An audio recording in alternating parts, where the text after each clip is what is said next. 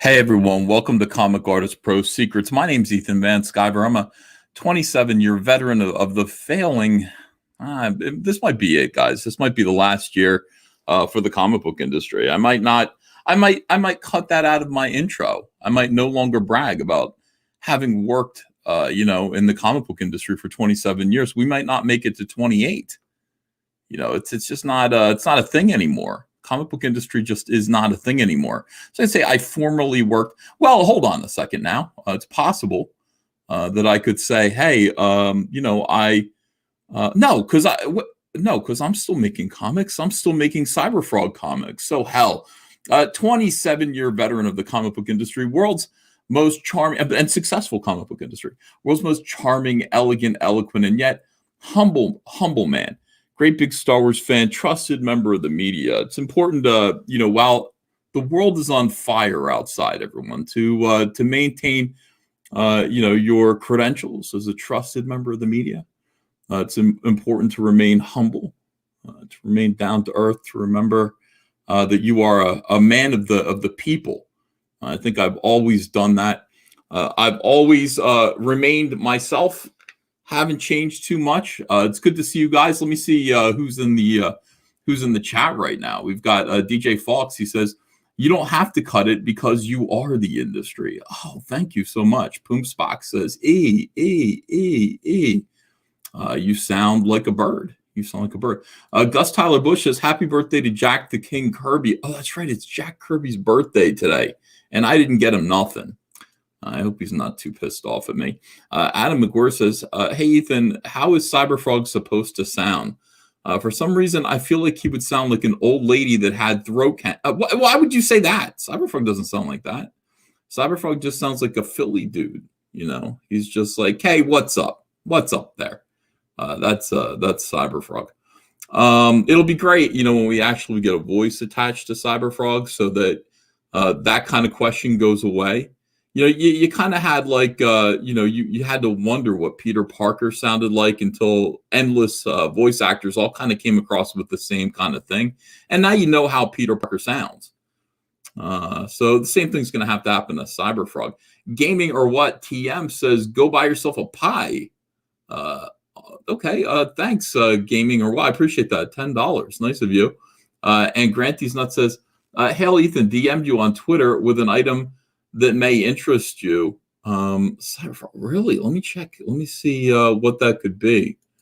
Yeah, we're playing it very low key today, guys. I hope you don't mind.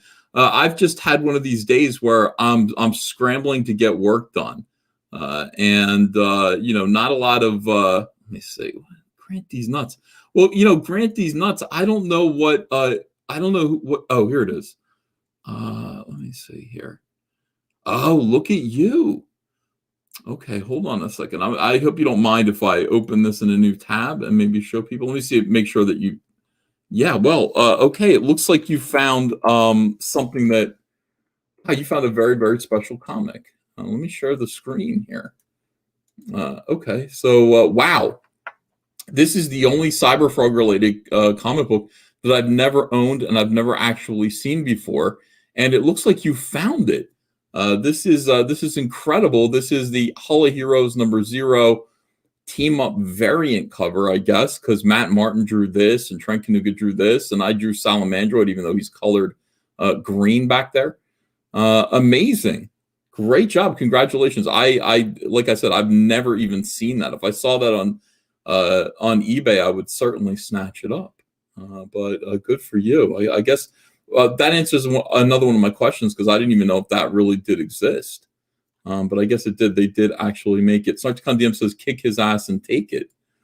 I mean, I don't know if that's. Yeah, nice find. Very nice. Nice indeed. Great job. Well, okay, so it does exist. Alan Stewart of Hall of Heroes did go ahead and make that. And that's great. That's good to know. If anybody finds that, I imagine that is quite valuable. I would probably end up paying quite a bit to, when I find my copy of that, which I will do someday.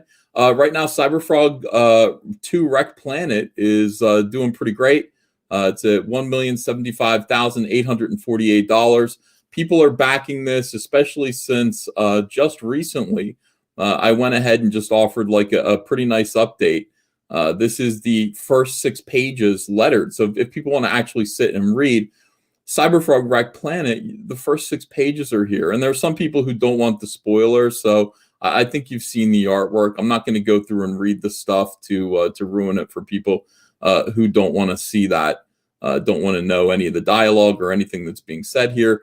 That's fine. Yeah. But just so that you know, I mean, if you want to go take a look at Cyberfrog 2 Wrecked Planet, it is there. I mean, it's up on the campaign right now. Just hit updates. And you'll be able to, I think everyone will be able to read Cyberfrog 2, pages 1 through 6, and get kind of a feeling of where we're going with the story. It's a nice intro, and I don't know, enjoy that. Also want to remind people, Graveyard Shift Volume 3 has my new cover up there. Here's Shane Davis, whose cover. Shane Davis's cover is good. I guess it's not colored yet. They're still, they still have this upsetting photo of Shane drunk.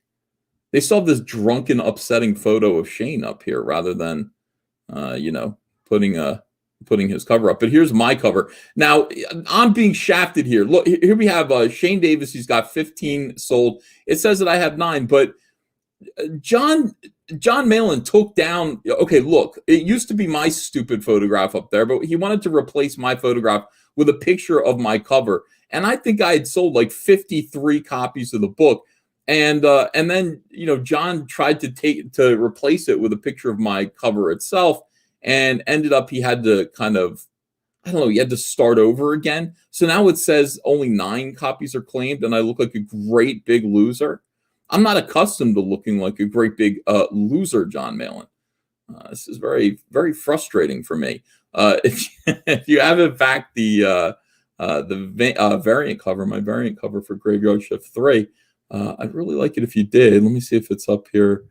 Yeah, there it is. Beautiful colors by Kyle Ritter. And here's the Shane Davis cover. Back this one too, please. God damn. Shane Davis is really good. I've liked his work ever since I first saw him he was doing Earth 2 Superman. Graphic novels with J. Michael Straczynski. And I think that's the first time I saw Shane Davis's artwork. I think after that, he came over and did Rage of the Red Lanterns for DC. And he was, he cleaned up a lot of my Red Lantern characters that I'd created. And then he had to create a whole lot more, He created Dexstar the Cat. And Dexstar the Cat quickly became the #1 most popular Red Lantern. Followed by Atrocitus, which is the Red Lantern that I get royalties for. Whenever I see Red Lanterns in anything, I kind of mentally high five Shane Davis because I know we're both getting a paycheck, and that's cool. But yeah, so I'm excited to see this in color. Do go over there and back this. Now, I guess the Spike campaign when it comes to Graveyard Shift Volume 3 is we want John Malin to beat Plot Holes by Sean Gordon Murphy. Sean Gordon Murphy came out. He had his campaign. He was a big shot. I mean, he kind of said, well, I'm going to do my Indiegogo campaign. We like the way he chose Indiegogo. I think that was good for him to do that. But he did come out and say, yeah, I don't know, man. When should I do it? I don't know if I should be doing my campaign in the time of COVID. It's just not a good look. That's what my friends are telling me. No friends are telling you not to make money. You don't have any friends that are telling you it would be a bad look for you to be prosperous. Those people are not your friends. And then he said, well, if I wait in the fall, maybe I'll make 500, I don't know, 700,000, maybe $1 million. And everyone kind of went, dude, only 2 people have done that in the history of comic book crowdfunding. That's me, and then this other thing, Order of the Stick from what is it? I guess Kickstarter back in 2012. And it's just to casually declare that because you are a Batman artist, you are easily going to come in and just kick everyone's ass, right off the field. When we have become practiced experts at crowdfunding, was disturbing to a lot of people, especially me. So his crowdfund came out and, $250 something thousand is what he ended up making, half of what he thought he was going to make on the low end. And so John, that's not good enough for John Malin.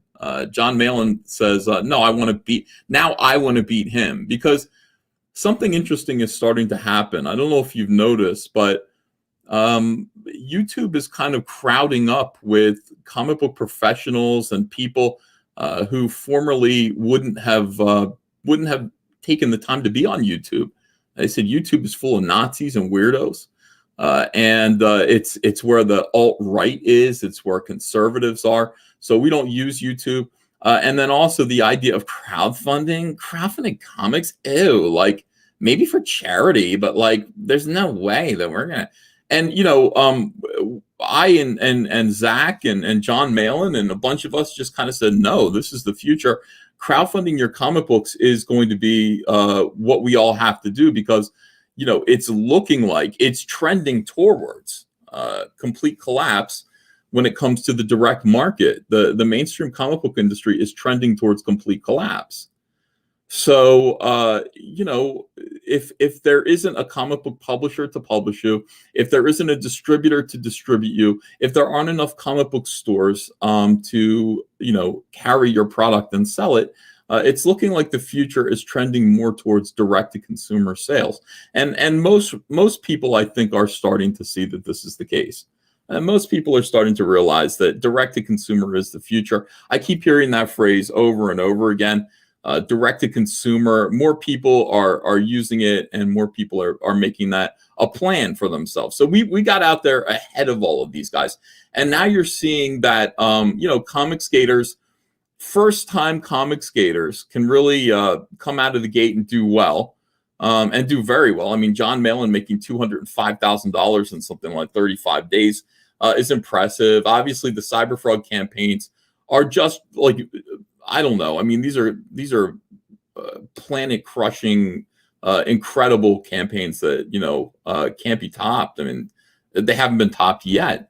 We do this well all the time because I think we have, we've got the plan down. But the bigger guys from the mainstream, I mean, the biggest names, Scott Snyder and Tony Daniel, they come out and they kind of go, yeah, we'll try it. Well, let's just come in there and let's just make a few $100,000. Let's get in there and let's make possibly $1 million on it. And they come in, they don't do anywhere near what we do on a regular basis. And I think that actually says something. I think it says it wasn't you guys, it wasn't SJWs, it wasn't the strength of the corporate comic scene. It was always those corporate characters. Now get out there and invest some time and energy in creating your own stuff. That's what it's all about. So Cyberfrog 2 Wreck Planet, again, if you want to go take a look at this, we do have the first 6 pages up. Read it and let me know what you think. I actually would be interested in hearing a little bit of response to my writing, because I draw. You guys know what I draw like, but you hardly ever see me write. So I'm working on my writing. I think I am a writer. I'm definitely somebody who has things to say, and I love storytelling. So being a writer is something that's going to be natural to me, and it's just at this point it's just a craft. It's a skill. Pete Cowan doesn't beat Robotoad, says Snuggy Jr. Wow, I mean, in some ways it did. Pete Cowan, hello, Ethan Tross. Yes, I do. I spent all day today working on. Well, let me turn my camera on here. I usually keep my camera on. I spent all day today working on this cover. This is the original Cyberfrog Harris Comics cover, and this was done by Walt Simonson. When I produce Cyberfrog warts and all, it's going to have kind of a redrawn version of this cover and basically every other cover for Cyberfrog that I didn't draw. So I've been in my office today, as you can tell, working, drawing, getting stuff done. This is, let's see if I can get this together here. This is my redrawn version of that cover. I'll hold the two up together so you can see. I'm going to take this cover and add it to this. Like, so this will be on the other page, the Eric Larson, Heather Swain. This is going to be the cover for Warts and All. So I'm pretty excited about it. Mostly what I've been doing these days, the past few days, is really like working intently, and not doing too much else of anything else. I mean, here's the thing. During Cyberfrog Blood Honey, I was doing live streams every single day. I got a lot of criticism for that. People said, "You're doing too many live streams. You're not doing enough drawing." And I said, I hear you, but I feel like I do need to stay in touch. That's a tightrope walk. You want to make sure that you're staying in touch with your audience. You want to make sure that you're, letting you guys be entertained and understand what's going on. And at the same time, you also need to get your work done, and getting your work done is a whole thing. It's a whole big, when you're drawing a comic book, it's a 14-hour-a-day job ordinarily, and writing it too. So in any case, that's where we are. That's what we're up to. Oh, let me just show you this. Let me get this here. Some people didn't see this yet. I'm happy to show you part of the Wreck Planet campaign that we're doing. We have lots of gifts to give people, a lot of little extras. If you back Cyberfrog Wreck Planet at the $25 level, you're getting all kinds of cool like bonuses and goodies. $25, you're getting the main cover that you order. It's Jay Lee, or it could be one of mine. You might want to choose one of my covers. They're chromium. They're beautiful. You're going to also be receiving a comic book called Cyberfrog Heartsick Horror, which is going to tell you the story of Heather Swain's marriage, in the absence of Cyberfrog and the ever-present, dream of Cyberfrog, but also Ben Reilly, Deathfly. You're going to be getting that. You're going to be getting the Salamandroid color zine. We're taking all the Salamandroid books that came out through Harris Comics. We're coloring them. We're going to put them out in a new format. You're going to love it. It's going to be great. It's free. It's just, these are 2 extra free books. And you're going to be getting 6 trading cards. You're going to be getting 2 big, gigantic stickers. And you're going to be getting the Cyberfrog PVC toy, which you all know about. You can add the Salamandroid PVC toy. And also this keychain. We just got these keychains in. I told you guys I was going to make them. These are guaranteed not to puncture your scrotum. Here he is on the back. This was expensive. Had the Cyberfrog logo printed on the back as well. It's flexible. That's what I mean. Like, a lot of people were concerned about it puncturing their scrotum and being really uncomfortable in their pockets, because it was originally going to be kind of hard, maybe made of metal. You can see all the jagged edges here. It'd feel like a throwing star in your testicles. So I decided to not do that, to do these soft kind of plexi things. Every backer is getting one of these. Every backer is getting one of these keychains for free because we love you, and that's what we do around here. All right, so let's see what's going on in the world. Oh, to start with, this isn't news or anything. Palindromes. I always think about palindromes. Palindromes are words or phrases that are the same going forward and backward. I thought the longest one wasn't very long at all. And I can't remember what I thought the longest one was. But there's a whole website that has the longest palindromes I've ever seen. Let me show you this. You guys are going to dig this. 7 palindromes that will make your head hurt.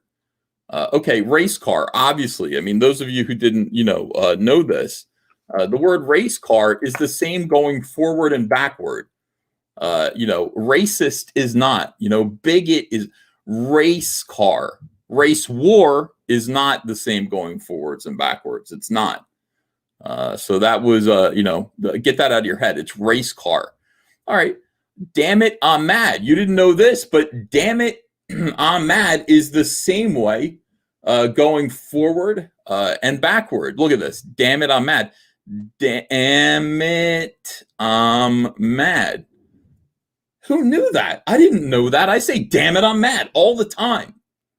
I say that constantly. I did not know I was employing a palindrome. No idea. Tit, yes, is a palindrome. Tit and DVD. But those are easy. Those are easy. Never, odd, or even is also a palindrome. I had no idea, but it is. Satan, oscillate my metallic sonatas. It's a prayer to the devil. This is a palindrome. Satan, oscillate my metallic sonatas. Metallic sonatas. I mean, that is why hasn't there been a heavy metal album like this yet, named after this, or a song? I mean, that's killer. That's the same forwards as backwards. Look at this. Satan, oscillate my metallic sonatas. This is good to know. Yeah, this is really good. Now it gets better than that. This is great. Look at this. Marge lets Nora see Sharon's telegram. That's a normal sentence. See, now we're into kind of devil worship, because this is weird. Phrases that are the same forwards and backwards reminds me of backwards masking, in rock albums. It just seems kind of satanic to me. Marge lets Nora see Sharon's telegram, and it's the same forwards and backwards. That's creepy. Absolutely creepy. Here's another one. Doc note. I dissent. A fast never prevents a fatness. I diet on cod. Ava's upstairs jumping around. I diet on cod. This is another good one here, and it's true. When the doctor tells you, doctor says, hey, why don't you fast and you'll be less fat? You say, no, I will not, because I don't think fasting prevents obesity. And I diet on cod. I only eat fish. So good to know. This is the biggest one here. This freaks me out. This is just a list of names. And all of these names, and by the way, these are all sinners, apparently. That's the punchline at the end. These are sinners. Dennis, Nell, Edna, Leon, Nedra, Anita, Rolf, Nora, Reed, Dina, Dale, Basil, Ray, Penny, Lana, Dave, Denny, Lena, Ida, Bernadette, Ben, Ray, Lila, Nina, Joe, Ira, Jan, Inna, Lily, Arnie, Betty, Dan, Reba, Diane, Lynn, Ed, Ava, yeah, because that's Hitler's wife, Dana, Lynn, Pearl, Isabel, Ada, Ned, Dee, Raina, Joel, Laura, Cecil, Aaron, Flora, Tina, Arden, Joel, or Noel, and Ellen Sind. That is that is incredible. 63 words, 263 letters, an amazing palindrome. Absolutely amazing. That is incredible. I'm trying to find the center of it. I think it's right here. I think Sarah, this S is the center of the palindrome. Yeah, Cecil sinned. I can't believe Cecil sinned. I'm not in here. I'm not a sinner. Cecil's in here. Dale is in here. Let me see if there's anyone else that we need to worry about and command that they repent. It's mostly just Cecil. It's nothing that we didn't know. It's nothing that we didn't know. So palindromes, everyone. I hope you find that as interesting as I do. Let me read some super chats. Sean Tillman says, what the H do you have on? I'm entertained, intrigued, perplexed, all at the same time. Hey, that's why you're the all caps Frog Lord and Savior. Hail. Oh, thanks, Sean. I appreciate you. Let me call up the super chat list here so I can make sure that I'm reading all these super chats. The worst thing that you can possibly do when you're a YouTuber is finish a live stream without having read all the super chats, because people are just like, hey, I tried to super chat you and you ignored it. It's awful. Just awful. Let's see. Thanks for the show. Some change for the tip jar, says Jonathan Hurst. Thank you, Jonathan, for $1.99. I appreciate you. Antonia Cardina says, Ethan, you need to monitor the Jack show. They were out of control last night. Well, I keep telling them that. I keep telling them to please rein it in a little bit. It's getting embarrassing. Like, their behavior is getting over the top. I went in there. I tried to talk to them, but at this point, I think I'm too much of a normie. I don't know what it is. I don't really fit in. When you've got like Witten in there and they're talking about like eating dirt and diarrhea, it's not really my thing. So I went in there for a second and I had to back out. I can't remember what caused it, but yeah, I needed to go. That was rough. Let's see. Finally got around to putting my Salamandroid blacklight poster up. It looks sick. Definitely do more of those. Thanks, says Valhallahan. That's possible. We could do that. Jennifer Grover says, oh, it's Jennifer Grover again. She says, Uncle E, can I send you some kisses and hugs? I really want to. I know you're happily married, and I am too. And I don't mean any disrespect or harm, but I want to say kiss, hug, kiss, kiss, hug, hug, kiss, hug. No, the answer is no, Jennifer. No, you cannot. Let me see if Andrea is coming down. No, she's not. This time you can, Jennifer. Everything's okay. Snarkticon DM says EVS is dressed like gay M. Bison. Pete Cowan says, LMAO, which mummers captain did you steal that suit from? Unhinged Entertainment says, looking smangin', Ethan. Rikers Island says, you look like a gayer Liberace. I didn't know that was possible. Blue Marble says, Liberace's little brother is all grown up. David Bowser for $5 says, what the fuck, Ethan? You look like a gay marching band leader. There's a recurring theme here, I think, in the super chats today. Peter Svat says, if you have something to tell us, we will still love you, man. Yeah, well, I do. I know. I got a ton of stuff lined up to tell you guys tonight. It's, we'll get to them. 200 Watt Studio says, hail, EVS. Brie Larson named her cucumber Feige. Ew, is that true? Where did that come from? Social Distance Warrior says, you look like a Las Vegas showgirl dictator. Lord J. Bama fan says, love the gay dictator look. And Forest Publishing says, love the outfit, Uncle E. Just wanted to let people know about the last goodbye. It's under 20 days left and so close to being funded. So that book's called The Last Goodbye, everyone. So good to make you guys aware of that on behalf of Forest Publishing. That's the thing. A lot of these guys, they have crowd funds. They need to get a little attention. I certainly will shout them out when they super chat me. That's fine. Braden Dykstra says, I can't believe we decided to wear the same thing. Adam Post says, that hat is gorgeous. Thanks, Adam. Down Forward Punch says, young man, there's no need to feel down. I said, young man, pick yourself off the ground. Raging Golden Eagle says, damn it, I'm mad. I didn't even know I've been saying this backwards for years.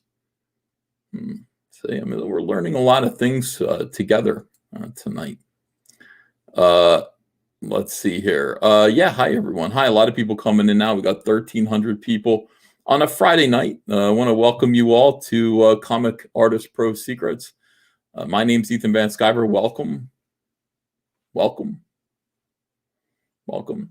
You can call me Ethi Amin if you want to. Ethi Amin. I do like to have dinner while screaming at the severed heads of my enemies, which I'll place on the table. So that's something that inspired tonight's kind of appearance.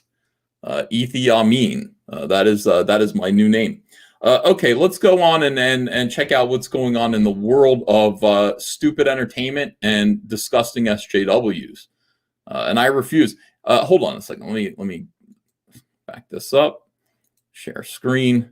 Share audio, just in case there is any. The audio is mostly going to be me just screaming in pain as I read these stupid articles. But Pink News. You are seeing this message because ad or script blocking software is interfering with this page. Disable any act or script blocking software. No, I'm not going to. I'm not going to, Pink News. I'm not going to read your ads. Drag queen battling chronic kidney disease becomes the first to receive life-saving transplant since lockdown. I see. All right, that is Pink News. The New Mutants director, by the way, New Mutants is being called one of the worst movies of all time. We'll get to that as well. We'll get to that update. But the New Mutants director calls Star Wars the most embarrassing, over pitiful attempts at LGBT representation. All right, so the New Mutants director, Josh Boone, has slammed Star Wars: Rise of Skywalker for its weak attempt at LGBT plus representation. It's enough of that. Star Wars sequel released in 2019 featured 2 unnamed female characters kissing in the background of a celebratory scene. God, that was awful. It's disgusting. No, not the lesbian kiss part. Just the fact that the woman. Hold on a second. The woman who was part of that whole scene, that whole situation. She is somebody that I've come to know. I call her now the bird face woman. Let me see. Is there any way I can show you the bird face woman? What happens if I do this? No, that didn't work. I do this. No, do that. Well, I guess the only way I can show you the bird face woman is to leave for a minute. And let me show you the bird face one. That is the bird face woman. Okay. And that woman was one of the lesbians who kissed in Star Wars. Couldn't have been anyone who looked like an actual human being. It had to be it had to be the bird face woman there. Bizarre. I'm all for lesbian kisses. Show me some hot chicks. That's all. As you can see, I'm a man who wants to see hot chicks kissing. No problem at all. All right, so that's what they're complaining about tonight. Let's go back to the article here. Take a look at it. All right, many fans were left disappointed by the blink and you'll miss it moment, with some questioning why the franchise had failed to offer meaningful representation. Why? Why did they fail? Josh Boone, director of X-Men spinoff and the worst superhero movie of all time, The New Mutants, lambasting the moment in an interview with 2Fab, calling it the most embarrassing example of queer representation. It was just somebody in the background, and the filmmakers were like, we'll put out articles as if this is something you should pay attention to, he said. Well, what did you want? You want the camera to linger on that person as they suck the tongue of another lady, who, by the way, was no hotter than she was? No, I don't think so. I don't think that's what the movie's about. I don't think the camera needed to do that. You want to do that in the background, in the corner of something? All right, maybe, perhaps. Not good enough, huh? Not good enough. I'll tell you. Abrams told Variety that he wanted to find a cast that looked more the way the world looks than not. What kind of fucking thing is that to say about the world? Adding, and in this case of the LGBTQ community, it's important to me that the people who go see this movie feel that they've been represented in the film. Again, let me just, this is what J.J. Abrams thinks of you, world. That's what he thinks that you all look like. He thinks you look like this. This is J.J. Abrams' hateful diatribe about the planet and the people who occupy it. He thinks you all take a long second.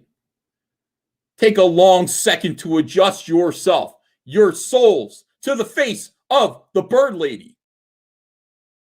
I shouldn't be criticizing women that look like birds when I'm, dressed like this. But in any case, I think you all know what I'm trying to say there. That is a cruel statement of hostility. When pressed on what it might mean, he says, I will say I'm giving away nothing about what happens in the movie, but I did just say what I just said. Needless to say, fans were disappointed when many left film theaters without seeing women licking each other. I don't know what you were meant to see. What do you mean? You want to see something more explicit than that? I noticed it. I saw it. The New Mutants will feature a prominent queer romance. It doesn't matter because nobody's going to see it. Nobody is going to see it. Boone also spoke about the same-sex relationship that plays out in the New Mutants between superheroes Ron Sinclair, Wolfsbane, and Danielle Moonstar, Blue Hunt. Blue Hunt is her name. Oh, okay. Moonstar and Wolfsbane. I don't know if you ever read The New Mutants. Ron Sinclair, I had a little bit of a crush on her when I was a kid. I was reading New Mutants. I'm like 12 or 13. I'm like, I don't know. I like this Irish bitch. Something about it. I like these redheads. I like this Irish chickie. You know, she was shy, you know, and all that kind of stuff. She became a werewolf. I liked Ron Sinclair. Wolfsbane. What, she was gay? Come on. So worst thing that, you know, the other thing that I've, you know, was when I found out Samantha Fox was a lesbian. That was also extremely disappointing to me and many others. You know, you guys don't know because you're not in your 40s, but you don't know what it was like to be in the 1980s, around 1986, 87, and see Samantha Fox going, I want to have some fun, in ripped up jeans, tight ripped up jeans. She'd pull her gigantic boobies out all the time. I mean, all the time. She was always naked from the waist up, you know. And you're like, oh, that, I mean, surely. And she, like, you know, she had she feathered her hair, parted it in the middle. I mean, surely, you know, you were like, this is, yes, this is God blessing mankind. You know, she exists only to bring pleasure to men. I was wrong. She exists only to smoke cigarettes with other women. So I've been disappointed about that ever since, you know. When she was singing, touch me, I want to feel your body. She wasn't singing to me. She was singing to Rosie O'Donnell. And that's something I still haven't gotten over. So I might have a little bit of bit of bitterness there. All right, so let's see. Wolfsbane and Moonstar. Moonstar is the Native American who, right? I mean, that's who Moonstar was. She rode a horse, Pegasus. We didn't put this in to be confrontational or really even in a calculated way. He lied of the lesbian romance that he jammed. He jammed the lesbian romance into his movie like this. He jammed it in because it wasn't in there. I mean, these characters were definitely not lesbians. I mean, you know, I think Wolfsbane might have gotten it on with Sam Guthrie, Cannonball. You know, but no, feel free. You're like, oh, we didn't just put this in to be confrontational. We didn't just do this in a calculated way for social justice. We wrote it because the characters in the comic have like an intimate telepathic. That doesn't mean they're licking each other.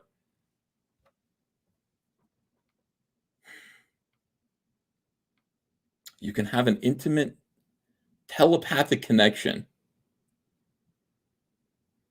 without being lesbians.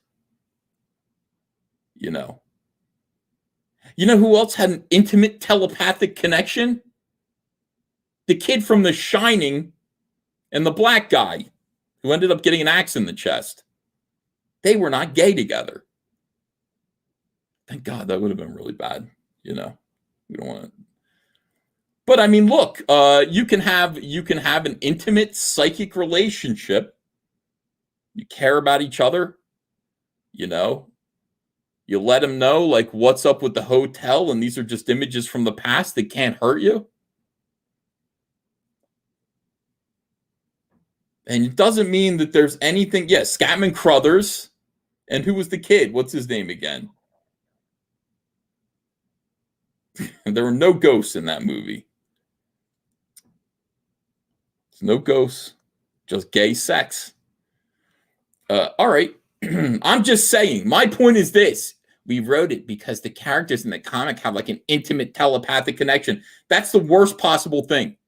You cannot have a sexual relationship with somebody who you share an intimate telepathic connection, because what if you smell down there? Then you're going to know. You're going to know what the other person's thinking. You don't need to have a psychic. If you have a psychic connection with somebody that you're having sex with, that is not a good thing. Danny Torrance, thank you. Not a good thing. You don't want to know. It's better not to know what the other person is thinking all the time. In some ways, it might be good. Some instances, you know. Yeah, you smell like mustard. All right, so there's an intimate telepathic connection, and it just sort of felt like the right thing to do. And it was more of a gentle thing and a coming of age thing, and then it was a sexual thing. He continued, when I was a teenager, I would go to the movies and they'd make me feel better. They were like therapy in a lot of ways. Why don't you get actual therapy then? Rather than ruining the New Mutants, which was a book that I actually kind of cared about. I like the New Mutants. You know, Bill Sienkiewicz ruined it for a little while. I didn't like his stuff. His stuff sucked. But I liked New Mutants. I liked it. I liked that book.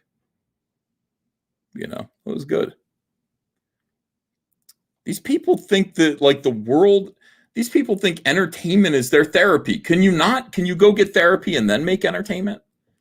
Why take out your psychic troubles on us? Why do I have to endure your problems? The daddy didn't love you. Where was dad? Where was your father? Why do I have to be a part of that? Why, when I go to the movies, do I have to listen and endure your troubles, your emotional pain? I don't want to. I'm not interested. Not interested in your emotional pain. I just wanted to see Cannonball and Warlock. I want to see Warlock. What, is Warlock gay too? Oh, no. That'd be the worst. You guys remember Warlock from the New Mutants? Imagine if he was gay. That would be weird. Get therapy. Get therapy. It's not our problem. Your problems are not my problems. I got problems of my own. I know it doesn't look like it. So I hope this would reach some people. And for young women out there who are gay and don't see representation in a big movie, it's like, you guys can dress up at Halloween and hold hands and be them, and that's awesome. Well, no, they can't, because this is the worst superhero movie, according to the great Scott Mendelson. No, nobody's gonna. You can't do this. New Mutants is the worst X-Men movie ever, says this man here. You can't get smugger than Scott Mendelson.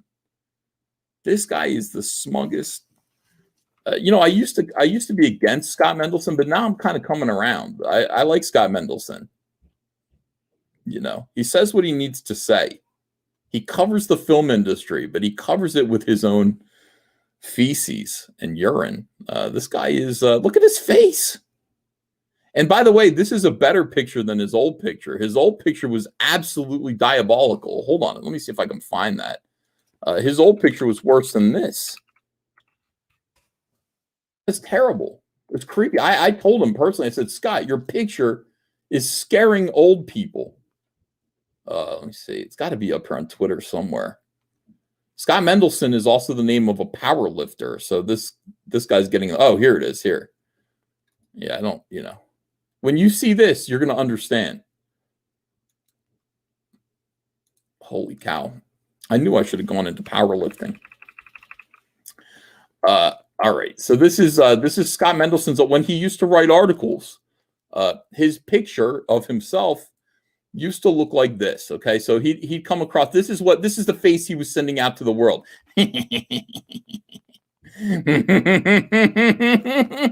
That's what he's saying right there. He's going,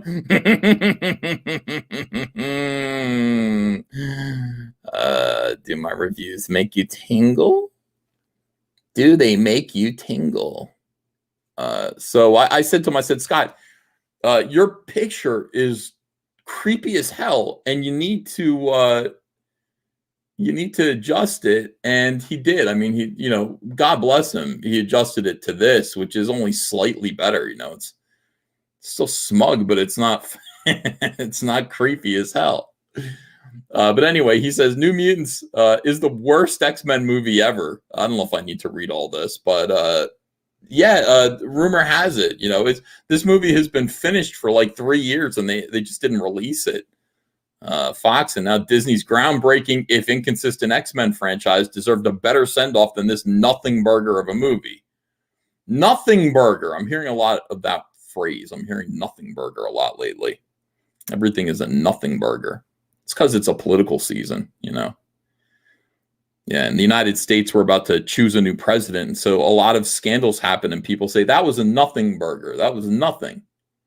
It's a nothing burger.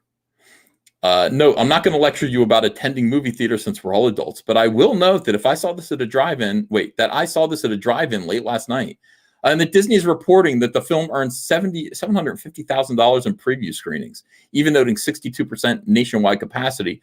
That still would have been around 1.25 million in preview grosses in 100% of the country, which, using plausible comparisons, would have been an opening of between 13 million and 21 million for the weekend. At the moment, we might expect a $7 million to $13 million Friday to Sunday debut. So that's a flopperoo. Putting aside the circumstances of its release, both in terms of being delayed for over 2 years, this movie has been sitting on the shelves, mostly due to shenanigans related to Disney, which is up 1.4%.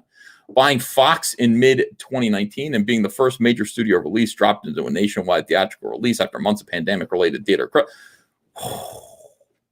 The New Mutants is a miserable motion picture. It's a monotonous, redundant, and irrelevant fantasy flick that fails to commit to being a teen melodrama, a YA fantasy, or a horror movie, instead offering a half-assed component of all three. All right, so that's a good review. That's what he's saying. He's saying, hey, you are sitting there criticizing, Rise of Skywalker. How dare you? Do not criticize that movie. Your movie is no better. Not at all. All right, hold on a second. I mean, look, guys, this is very, okay. Here we go. Much better. Let's just do this instead. I like being the Laughing Man logo. All right. Let's see what you guys are saying here. I'll go back and I'll read some super chats and, just catch up so that we're with each other. I want you to know that I care about what you thought of Rise of Skywalker and the Bird Woman kissing scene. I want you to know that I care how you feel about that. How did you feel about that? I don't think I've ever asked you. Doc Holliday says, hey, hold on. Hey, fat. Hey, I want to be clear. You ain't black. You're a lying dog-faced pony soldier. The president has a big stick, I know. Want to do push-ups. What? Cranberry Langer says, you look ridiculous. Are you serious, EVS? I'm late. I think I look all right. David Bowser says, powerlifting, you look more like a power bottom. David Bowser. Alfred McKay, thanks for a diamond. Skeet Neat says, for $10. For people who are overly represented in the media and movies, where there are at least some sort of outcast, there is at least one homosexual in it, i.e. Doom Patrol and Deadpool. Deadpool's a homosexual. 200 Watt Studio says, need Snyder cut of New Mutants deleted scissoring scene. Hugh J. Ball says, Ray masturbating with her own lightsaber. Slash and Burn Theory says, I believe Andrew C. Robinson left Twitter. Oh, so we're going to talk about him tonight.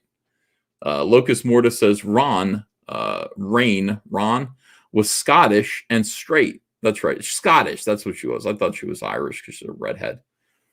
P. Callan says, I get it now. You pluck the bird lady and now you wear her feathers as a sign of victory. Hail Comicsgate.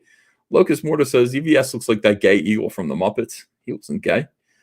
Jennifer Grover says, Uncle E, I love the hat. You look very regal. Thank you, Jennifer Grover. Finally, somebody gets it right. Unqualified Comics says, I watched the New Mutants and reviewed it on my channel. It's awful.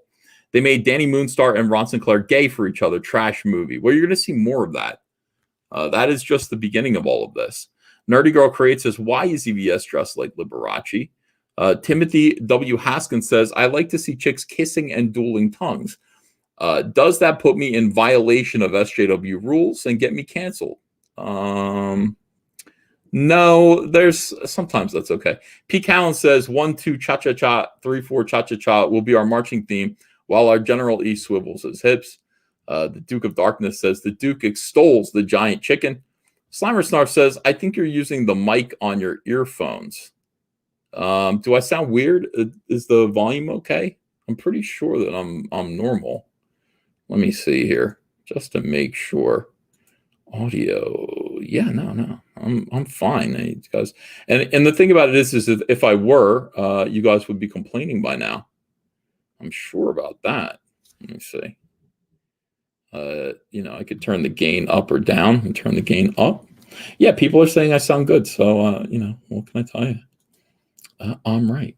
Uncle E, sorry, here they come, says Jennifer Grover. Kiss, hug, kiss, hug, kiss, hug, kiss, kiss, kiss, hug. Thanks, Jennifer. Are we drinking again tonight? Mr. Solomon says, did you see Jim Starlin is putting his Trump villain's head on a pike in his Dreadstar Kickstarter after raising 130K? Yeah, we'll talk about that tonight too, of course. Don't you worry. We've got all this stuff lined up. I prepared a show that I meant to deliver yesterday, but I've just been too busy. Aidan Vickery says, my copy of Cyberfrog Blood Honey turned up this morning in England on time and in perfect condition. Thank you, Ethan. Thank you, Andrea. You're welcome. Thank you. Walter Bonham says, if you start singing the soundtrack to Rocket Man, I am leaving. Lord Rabiner says, Freddie Mercury called. He says to tone it down. Spike and Madness says, all hail the bald eagle of General Jersey. All hail the bald eagle general of Jersey. Let's see. Snarkticon DM says, can I call you Pol Pot stickers? Louis Fillet says, men, what is preventing you from looking like this? That's right. Lord J. Bama says, you feeling trapped in the closet? All right. Very good. Thank you, guys. Thank you so much for all of the super chats. I mean, for goodness sakes. It's a lot of super chats from you guys tonight. Well, I haven't seen you for a little while. It's been a while since we've been together here. All right, so we got a bunch of weird stuff going on. Where do we start? It's just so much. Well, we can talk about the stupid Jim Starlin. You know what, Jim? Settle. Hey, settle down. Settle down. Jim Starlin, creator of Thanos, is angry all the time. Like, he's always mad at stuff. Just settle down, Jim. And, you know, this is the new thing. He's kind of an older guy at this point. I used to know him. Like, he lived in my neighborhood. When I lived up in Woodstock, I'd see him. Yeah, we got together and played these kind of volleyball games. Comic book creators would play volleyball on Tuesday nights. And there's always one person on the team that's like too aggressive and like way too into it and gets angry when he loses. And that's Jim Starlin. You know what I mean? I'd be like, dude, we're just playing volleyball. Why don't you relax? So here's Jim Starlin creates, 4 years late to the game, a Trump-inspired villain. You don't say. Wow, you don't. You're going to create a Trump-styled villain in your superhero comic. Oh, for goodness sake. Why didn't anyone else think of that first? Oh, wait, every single person who has peed their mattress over the last 4 years got to this before you did. Every single person. I don't know. I mean, it's 2020 at this point. I don't know why we're talking about Trump. He's a dictator. Well, I mean, we'll see how it goes. Let's win this 4 years and then we'll run for another 8. And we'll see where it goes from there. All right. Now, this is you don't need me to tell you that this art isn't very good. And it's not typical for Jim Starlin. This is just kind of like, I don't know. I don't know what to say. It looks weird. The whole thing's weird. What is going on here? What is this guy here? Why is he, why are the bloods, what Jim Starlin's Dreadstar returns will include Plundo Tram, an anagram of Donald Trump. It's an anagram of Donald Trump, Plundo Tram. In January, the Trump campaign turned heels when it released an ad depicting the president as Thanos, the villain from Avengers Infinity War and Avengers Endgame. Comic book writer and artist Jim Starlin, who created Thanos in the 1970s, was quick to decry the ad. Of course he was. No, you can't use my character for that. They can use your character for whatever they want. I mean, these people are using... this is the thing. Marvel Comics, this is why we call this Comic Artist Pro Secrets. Marvel Comics, once they have your character, they sort of say, yeah, there's going to be a little bit of incentive sharing, character sharing. There'll be some royalties. But, I mean, I got to say, Jim Starlin should be a multimillionaire based on how popular Thanos has become. And Thanos is just a ripoff of Darkseid anyway. It's not like Thanos is an original character, but Marvel Comics certainly relies on Thanos. They've sold so many toys. The movies all have Thanos. The whole thing was, the MCU was just based on Thanos. And they didn't give Jim much of anything, I can tell they didn't give him much of anything, because if they did, he'd be doing what I'm doing, which is not giving a shit. If you have enough money, you don't cry over Trump using your character in an ad. You just go, whatever. You know what? If Joe Biden used Cyberfrog, I'd be like, yeah, whatever. I'd be like, okay. Okay, there. Kind of belongs to everyone. Cyberfrog, less so, but I mean, think of something, the equivalent. Atrocitus. What if Joe Biden used Atrocitus in an attack ad to demonize Trump? I don't think I need the attention that much. Like, I wouldn't be out there going, I'm the creator of Atrocitus, and I just want to say that I'm outraged that... How much attention do you need? You'd be like me. Be subtle. Like me. You don't need that much attention. Ask people that go, how much attention do you need? How much attention are you looking for in life? You got Trump uses Thanos in an ad. Nobody cares. Like, Thanos is so far removed from whoever created him. Nobody cares. Marvel doesn't care. Thanos is just a meme at this point. You can't use Thanos. All right. Noting the irony of the campaign equating Trump to the mass murdering villain. 8 months later, Starlin is unveiling a new villain, one who bears a striking resemblance to the commander-in-chief. Really? I don't see it. Let me be honest with you. I don't see it. Okay. King Plundo Tram will appear in the pages of Starlin's Dreadstar Returns, a crowdfunded graphic novel that raised $136,000.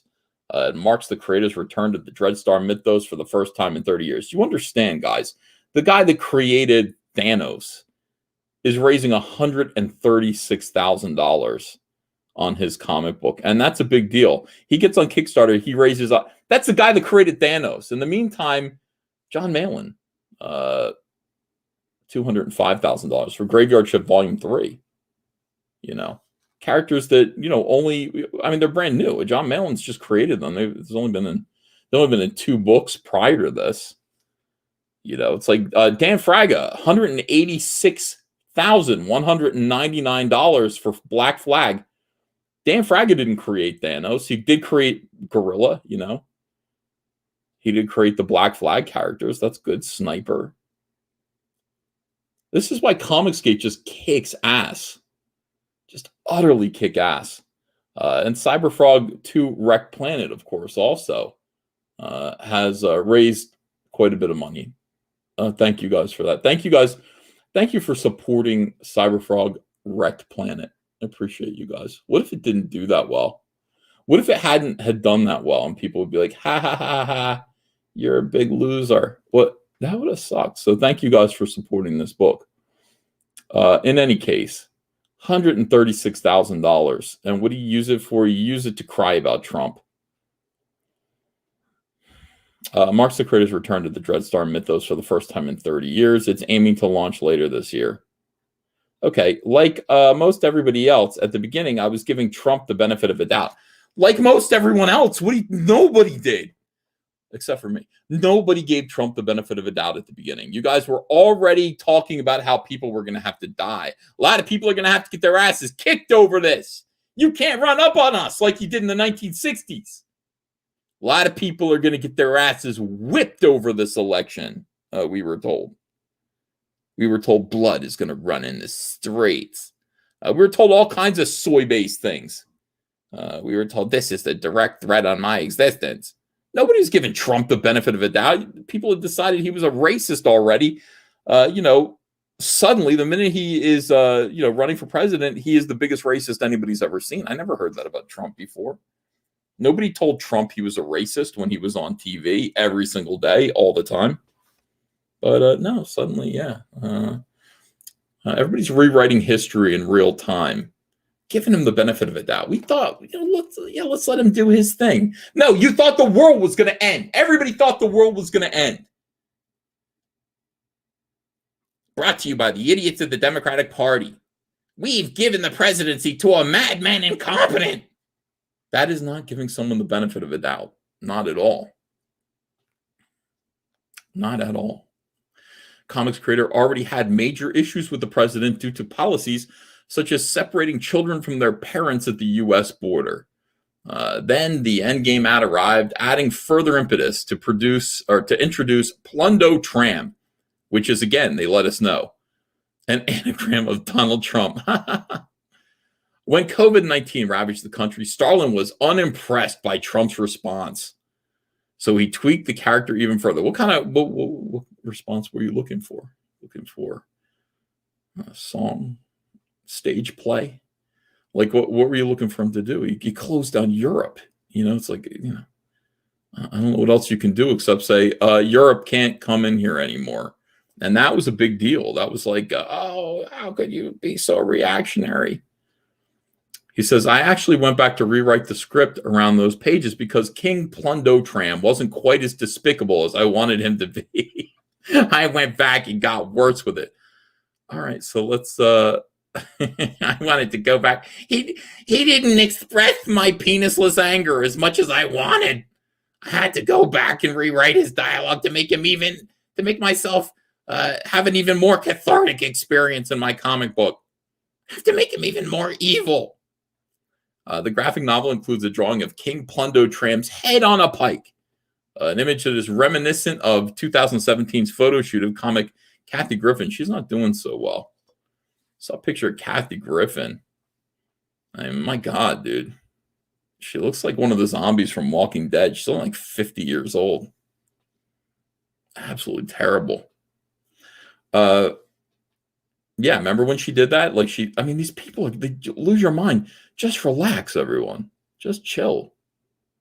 It's like, it's okay. He's only going to be president for another 4 years. And then another maybe, and then another. But then you're going to get Ivanka Trump, and, that's for another 8 years. It's a change. Change is always around the corner. That's what I'm trying to say. It's change around the corner. The photo saw Griffin face an intense backlash, which was I'm so glad that happened, because if it didn't, I would think the world could never be the same again. And come under investigation from the Secret Service, which wanted to determine if she was a threat to the president. Now, is Starlin a threat to the president? This I don't know. If they asked me, I would be like, I don't know.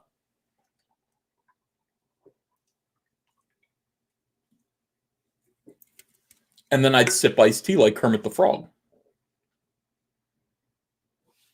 Starlin is unsure of how people will respond to his art, but he notes it comes at a different time than Griffin's stunt. Kathy Griffin is 59, says Connor O'Halloran. Even still, hold on a second. You guys say that like you're saying something. Let me see. Kathy Griffin. I know we all age differently. But,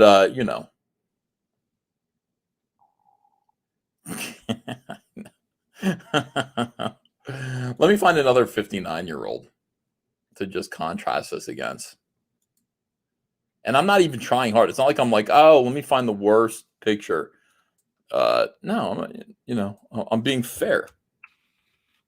I'm being fair when I show you this. This is Kathy Griffin. This is what hatred does to you. Okay, right there. So you're 59 years old, I guess, and this is what you look like because of just hatred eating you up inside. Absolute hatred. Snarticon DM says, do you want another 59-year-old? Look in the mirror. Listen, I am live. My 46 years old. My skin is tight. Look beautiful.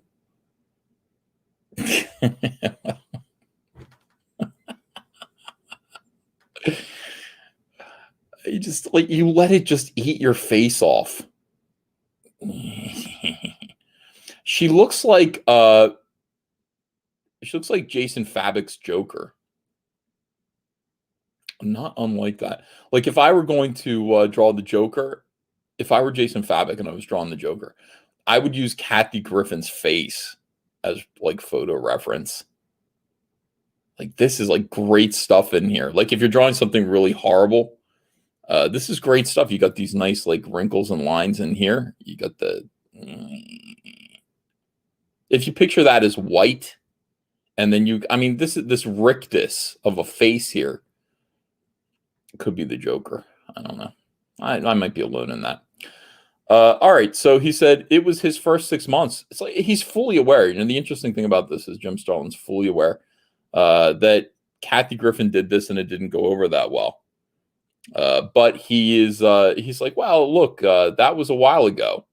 Like in his first 6 months, you can't fantasize about decapitating the president, but certainly after 3.5 years, you can, right? I mean, that's, you know, given some time, you're allowed to decapitate the president, aren't you? I mean, what did she know? Like, she didn't know how bad it was going to get.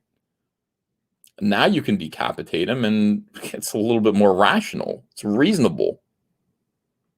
Some reasonable, rational people in the comic book industry. He clearly was just barely qualifying as human, let alone a good president, says Starlin, but everyone wanted to give him a break. So she took a lot of crap about that at the time. It was just unfair. Like everybody wanting to give the president a break. I don't remember things going that way. But let's say that they did. Everybody just wanted to give him a break. And so it's so unfair. Like she was just holding up, you know, she was just holding up the severed head of the president of the United States covered in blood with a creepy look on her face. It wasn't even like she was smiling or having a good time. Like she wasn't licking the, I mean, there was nothing in it that was like sickly funny. It was like she was dead serious in the picture. It was creepy as fuck. So she took a lot of crap about that, says Jim. Jim Starlin's donating money to Democratic nominee Joe Biden's campaign and is supporting candidates running against Senate Majority Leader Mitch McConnell and South Carolina Senator Lindsey Graham. Grahamnesty, strong ally of the president's. He also plans to volunteer to drive people to the polls in New York where he lives. Well, who cares if you do that? Can you imagine? It's okay. You don't even have to vote if you live in New York and you're a Democrat. Just let it happen, you know. I'm going to vote because I insist on it. You know, I live in New Jersey. There's no way we're going to flip Jersey, but I'm going to vote. I told Hunter's allowed to vote for president. Like this is his first year, like first time that he's able to vote president. You know, so I'm taking him to, I mean, I want to go vote. I want to go to the polls. I don't want to do the mail-in ballots. You know, I'm already driving around, taking down mailboxes in other people's neighborhoods, you know, throwing them on the back of a flatbed truck. Well, I mean, that's what, you know, if you're a Republican, you get these messages that tell you that you need to do that. So I've been doing that, you know, taking down mailboxes, but, I'm going to, yeah, I'll take Hunter to vote. It's great. It's fantastic. It feels good to actually pull the lever for the candidate of your choice. Everybody needs to vote. Though the creator did not appreciate the Trump campaign's endgame parody earlier this year, he enjoyed The Late Show retooling a scene from the movie for its coverage of last week's Democratic National Convention. He got a particular kick out of seeing Vermont Senator Bernie Sanders' head on another one of his creations, Drax the Destroyer. Didn't Mitch Breitweiser do Drax? Or is that... What did Mitch do? Mitch Breitweiser did... maybe he created or redesigned Drax the Destroyer. I don't know what he did. Didn't Mitch create something? Mitch, where are you? Oh, yeah, you're... I don't know where you are. Where's Red Rooster? We'll check on that. I want to see Red Rooster updates. I'm still waiting. I gave them like $800. I want my Red Rooster book and sketch and all that stuff. It's important. Says Stalin of his potentially controversial drawings as the November 3rd election approaches. I think all gloves should be taken off at that point, and anything is fair game. Jesus Christ. Oh. Anything is fair game? Jim Starlin looks like Moby here. Hold on a second. Where's that picture of him that I just saw? He looks like Moby. I don't know. Anyway, I don't think anything's fair game. What's wrong with people? What is going on? What is wrong with people? Let's see. All About Books says EVS, go to Walmart if you want your chicken book. Hold on. Let's take a look at that real quick before we move on to the next story. Well, no, because what I heard was they were shipping soon. I haven't talked to Mitch in a while. I'm like afraid to call Mitch. I don't know. I don't know. I'm afraid. I just, it feels like it's going to be awkward. Call Mitch, but I feel like it's going to be awkward. Like, hey, Mitch. And he's dreading hearing from me because he knows I'm going to say, where's your book, dude? What are you doing? Where's your book? Hold on. Let me get a bottle of water. I'll be right back.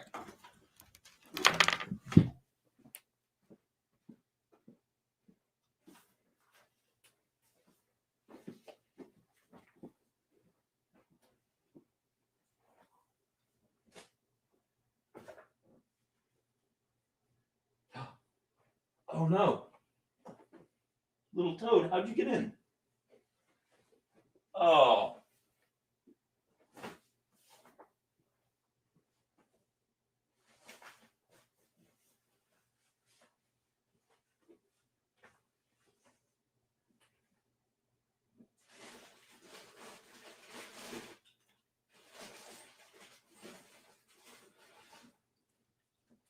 What the hell? Toad?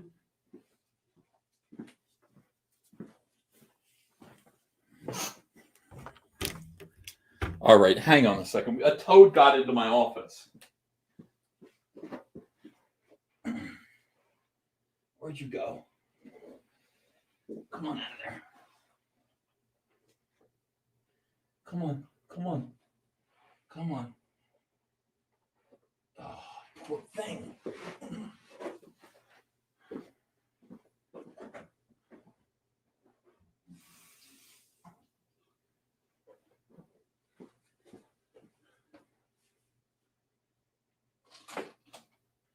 You can't just come inside. You can't just be in my office.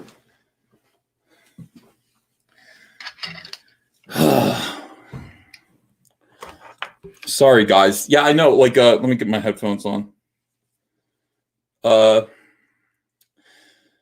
it's, right outside my door, there are a lot of frogs. It looks like one of them got in. Yeah, one of them got into my office. I had to chase him down.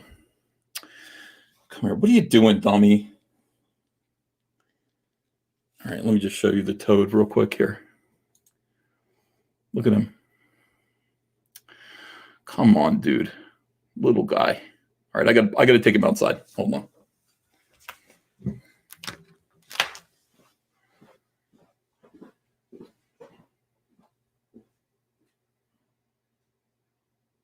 Oh, the door's cracked open. Don't do that again.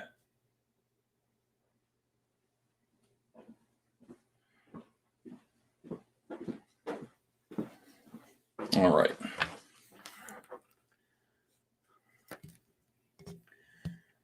All right. Yeah, I left the door cracked open a little bit, so he got in. And I was just going back there to get some water out of my fridge, and I saw him hopping around on the floor.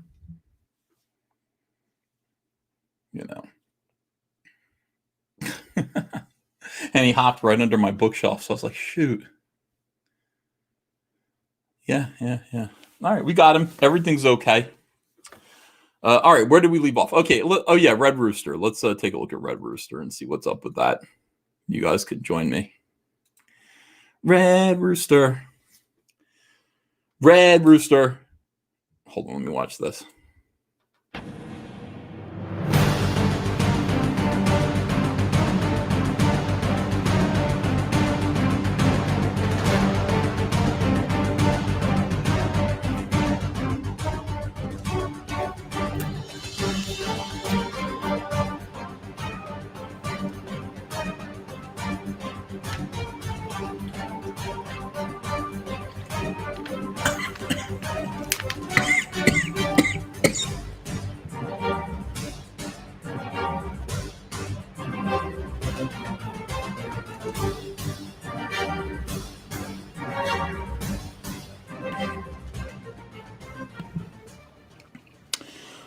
not only on Indiegogo, but also Walmart.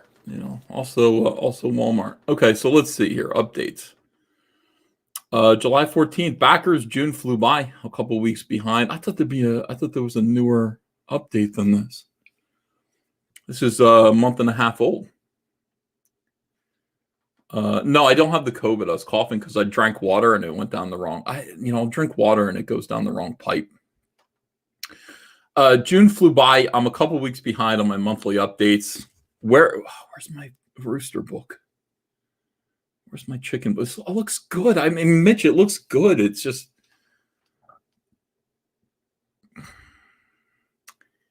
why is it taking so long? I don't understand that.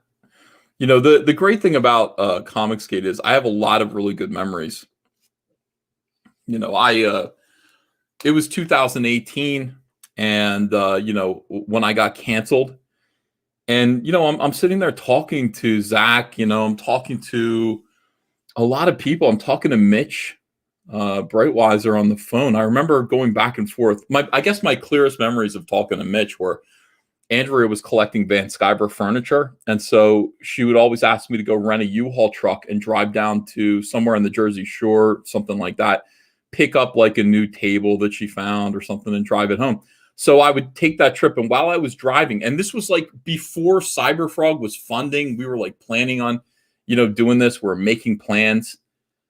I'd call Mitch on the phone, and I'd be talking to him while I was driving the U-Haul truck, and talking to him about, hey, yeah, we're gonna do all this great stuff, and it's gonna be cool. And Mitch is like, hey, we have plans of our own, and I don't know, it was cool. He like we were gonna change comics.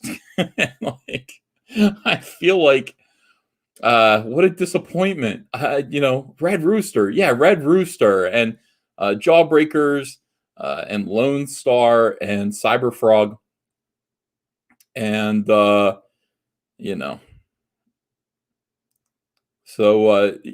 I kind of like the thing about it is that Mitch and Elizabeth had their own agenda, and their agenda was to start an entire publisher, and they were going to go through the newsstand. They were going to reinvent newsstand. They were both from Arkansas, and Arkansas is where Walmart was, still is. It's like that's where Walmart originated, and all the good old boys that, Tyson Chicken, and the egg industry, all this stuff, that's all down there. So they invited me to be a part of it, and I came down there 2 or 3 times to take meetings and try to convince investors. And I remember our first meeting, I wonder if I still have video of this. I was like filming it, I was like running around filming, like trying to make a documentary of how Comicsgate came to be, and none of it's relevant now. But we took meetings. We took meetings with these egg investors, and like the whole thing was, you guys are going to like it because it's Red Rooster, and you guys are in the chicken and egg business.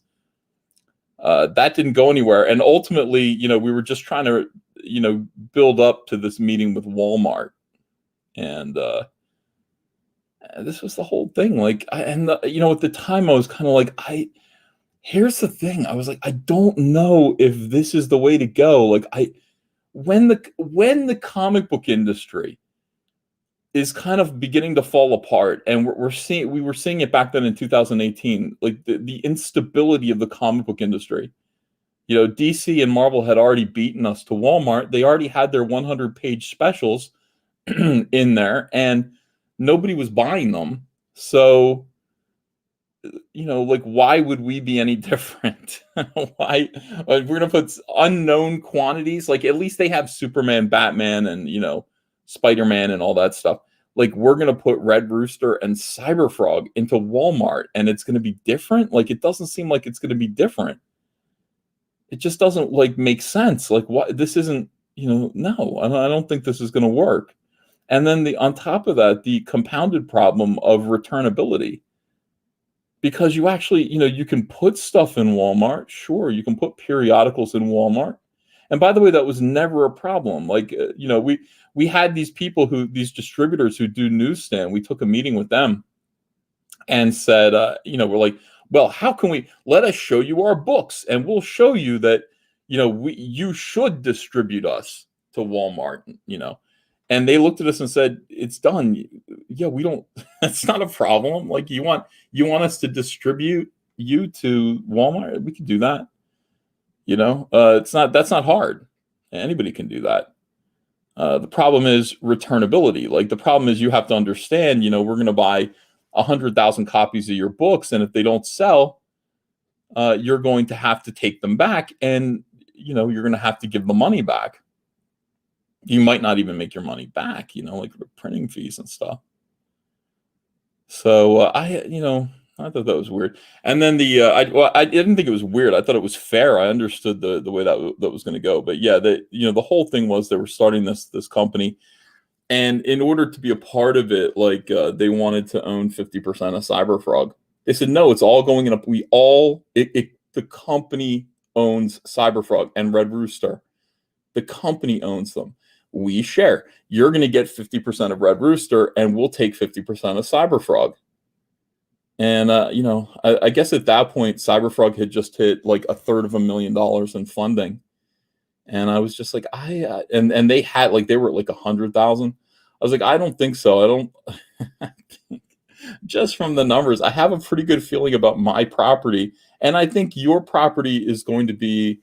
I think Red Rooster is going to be one of those books that's like a really, really good superhero book. It's going to be a really good story, but I don't know if it has legs beyond that. Like, I don't know if it's going to be, hey, this is going to lead to toys and clothing. I don't know if anybody's going to make a surfboard with Red Rooster on it, or something like that. I do think that about CyberFrog, so probably not. Like, probably won't do that.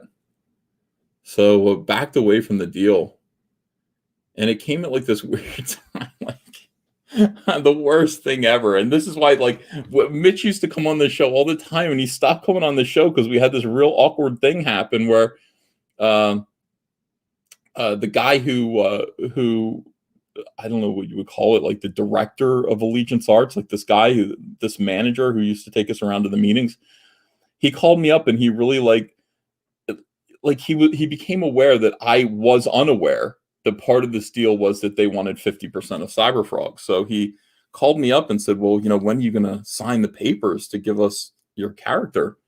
And I said, I'm not going to do that ever. Like, are you kidding me? Like, I just got out of a situation where everything that I created belonged to a major corporation. I'm not going to turn over my frog character and all the characters therein to another minor corporation. That's like not where I'm headed. And, Mitch called me up right after that conversation. It was the guy was disappointed and said, I understand. Talk to your lawyer about this and see. And then 2 seconds after I got off the phone with Mitch, I got a text from Mitch that said, yeah, I just asked him. There's no way we're getting CyberFrog off of Ethan. Ethan's not going to give him up. And then he goes, oh, sent this to the wrong person. I was like, what? He's like, this was meant for Chris. This wasn't meant for you. I was like, okay, so you guys are all sitting there scheming to get CyberFrog off of me. That's weird. I gotta go. And we didn't talk much after that. And then it took another year before we started talking again. I have a sense of humor about it. I guess I see what they were trying to do. But here's the thing. Ultimately their plan was to get their books in Walmart, and that's great. You got to finish this. This has to be priority one. You needed to get this done. And now at this point, even if it is done, and it's the coolest comic book, and it is good. I mean, I read the issue 1 from Walmart, and it's so good, but it just doesn't matter. It's there's so much bitterness and disappointment attached to it. It just makes me sad.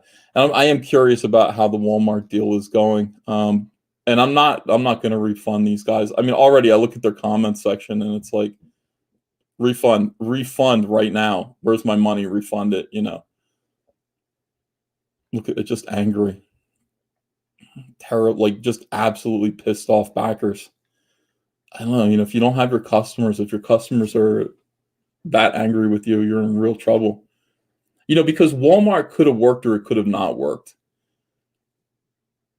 here's the thing. Like Walmart could have, it could have just not worked. Let's just say that you got your book out to your backers and Walmart just fell apart. You could still go back to your backers. You could still do this again, but you can't.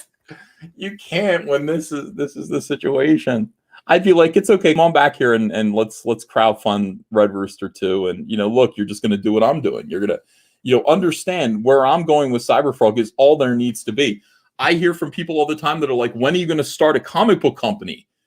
And publish? Like, think about all these people, these talented people that are now becoming available because of the shutdown of the comic book industry. I'm like, I guess I am starting a comic book company. It's called All Caps Comics, and I publish my stuff. And it's really all you need to do. As long as you have a kind fan base that's supporting what you're doing, you don't really need anything else. You don't really need to be in comic book stores. You don't really need to be in Walmart. In fact, it's almost detrimental. It's like it's a bad idea. If you're in Walmart, you're taking you might be selling more books, but you're making a smaller percentage. Like, you're making a small fraction of what you'd be making. It's easier to sell fewer books and keep 100% of the profits. That's what Todd McFarlane figured out back in the Marvel days with Spawn and Spider-Man. He said, right now, Spider-Man's selling 8 million copies, but I'm only receiving 4% of the profits. He's like, if I go and do this on my own and only sell 100,000 copies of Spawn, but I'm keeping 100% of the profits, I'm actually going to be making more money selling fewer books. And that's all you need. That really is all you need. So I do worry about the Brightwisers. I like the Brightwisers. I really do. I'm like worried as hell over all this stuff, but in like some way, like, I wish Comicsgate was a little bit different in the sense that, hey, this dude's having trouble getting his book done. So why doesn't Comicsgate get together, form Voltron, and then just help him get his book done? But it's like, that is not what your backers paid you for. Your backers paid you for you to do the book. Cyberfrog Wreck Planet, here it is, but 80 pages of it were done by another artist and not me. Well, even if the artist was really, really good, I think people are going to be unhappy with me because it was supposed to be like they paid me to do it, not someone else. So it has to be done. He's got to do it. And I feel uncomfortable about all of this. But again, I even though I gave them a lot of money, I don't want a refund. I'm going to wait for my book, and I'm just going to have it because one day, I'm going to look back on all of this. I'm keeping all of this Comicsgate stuff. This is the most important part of my career. Comicsgate has been the most important part of my career. So, every time the fans, you guys send me some Cyberfrog thing that you made, a painting or a picture, I keep it, hang it up like you guys are my kids. My office is decorated with Cyberfrog stuff, crafts that you guys have made. I'm keeping all of this in a museum. I back as many of the books as I can, and even the people who used to be here but are no longer on my show. I still have their books. They're in a section of my imaginary Comicsgate museum called the Hall of Doom. But I'm just gonna wait for my Red Rooster book and wait for it to get here and just think about it, But here's the thing, guys. Understand, if you are somebody who is is an independent creator who's thinking about being Comicsgate, this is the most important thing. Your fans and your customers are the most important thing, and if you nurture that and try your hardest to never let them down, you're going to have a career, and you'll have a pretty long career as long as you want it to go. But if you start letting them down, that's rough. I'm talking a lot to Matt Martin, Matthew T. Martin from my days at Hall of Heroes, and he's going to come back. In the 1990s, we worked for this indie company called Hall of Heroes in Elkhart, Indiana, and Matt is a Christian, conservative, really cool guy, but he's got kids, and this is like the worst thing because I love Matt. I know where he's coming from. He just wants to draw comics, but he's very, very slow. And he also doesn't have Matt doesn't have like a lot of self-confidence. And so like he got like kind of swindled. Like the guy who owns Bleeding Cool also has a company called Avatar Comics. And he kind of roped Matt in and did Matt some financial favors when Matt needed some money and was having a tough time. So Matt feels like he owes this guy stuff. He got this Puerto Rican Christian artist who I'm very fond of. He's my pal. I've known him since I started in comics. And this guy's making him draw porno. You know what I mean? Like comics and stuff that Matt doesn't want to do. And he has no choice because he's got a kid and he's divorced.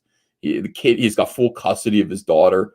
So he's sitting there like just kind of like scratching out a living. His parents are helping out. I just got back in touch with him. I'm like, Matt, like I feel like I gotta like dust you off and get you back on track because in the 90s I was gonna do Cyberfrog and you had a hit book called Snowman. And dude, bring back Snowman. And I had a long talk with him and he's like, I'm Comicsgate, I know it. He's like, I'm like, I don't know if I can get on the microphone and talk to a lot of people. I'm like, well, you'll learn how to do that, So I gave him some money to get, I bought every Cyberfrog drawing he ever did. I bought the rights to so that he could have money to buy a microphone and a camera. So he did that. I'm going to get him in here. In the meantime, I said, stay home, work on Snowman, get your Snowman book done. And we're going to crowdfund your Snowman book and get you back on your feet. Let me show you what Matt Martin has been doing. I'm sorry, Matt. I know you're watching. I, hate to talk about you like this, but this is Matt Martin, and he's look at this. So Snowman is a book about an ancient Native American spirit that is it's funny because the Chenoo was coming out at the same time, but Snowman came first. Snowman came before the Chenoo. A snow demon that is the soul of Native Americans who were disenfranchised. And so this takes place in the 1840s, and this is Matt's artwork right now. And he draws all this stuff by hand. He's not drawing on computer. He's still doing this the same way that I am. His artwork is amazing, absolutely amazing. I almost want to leave this in black and white. Look at these horses coming in towards this boxcar.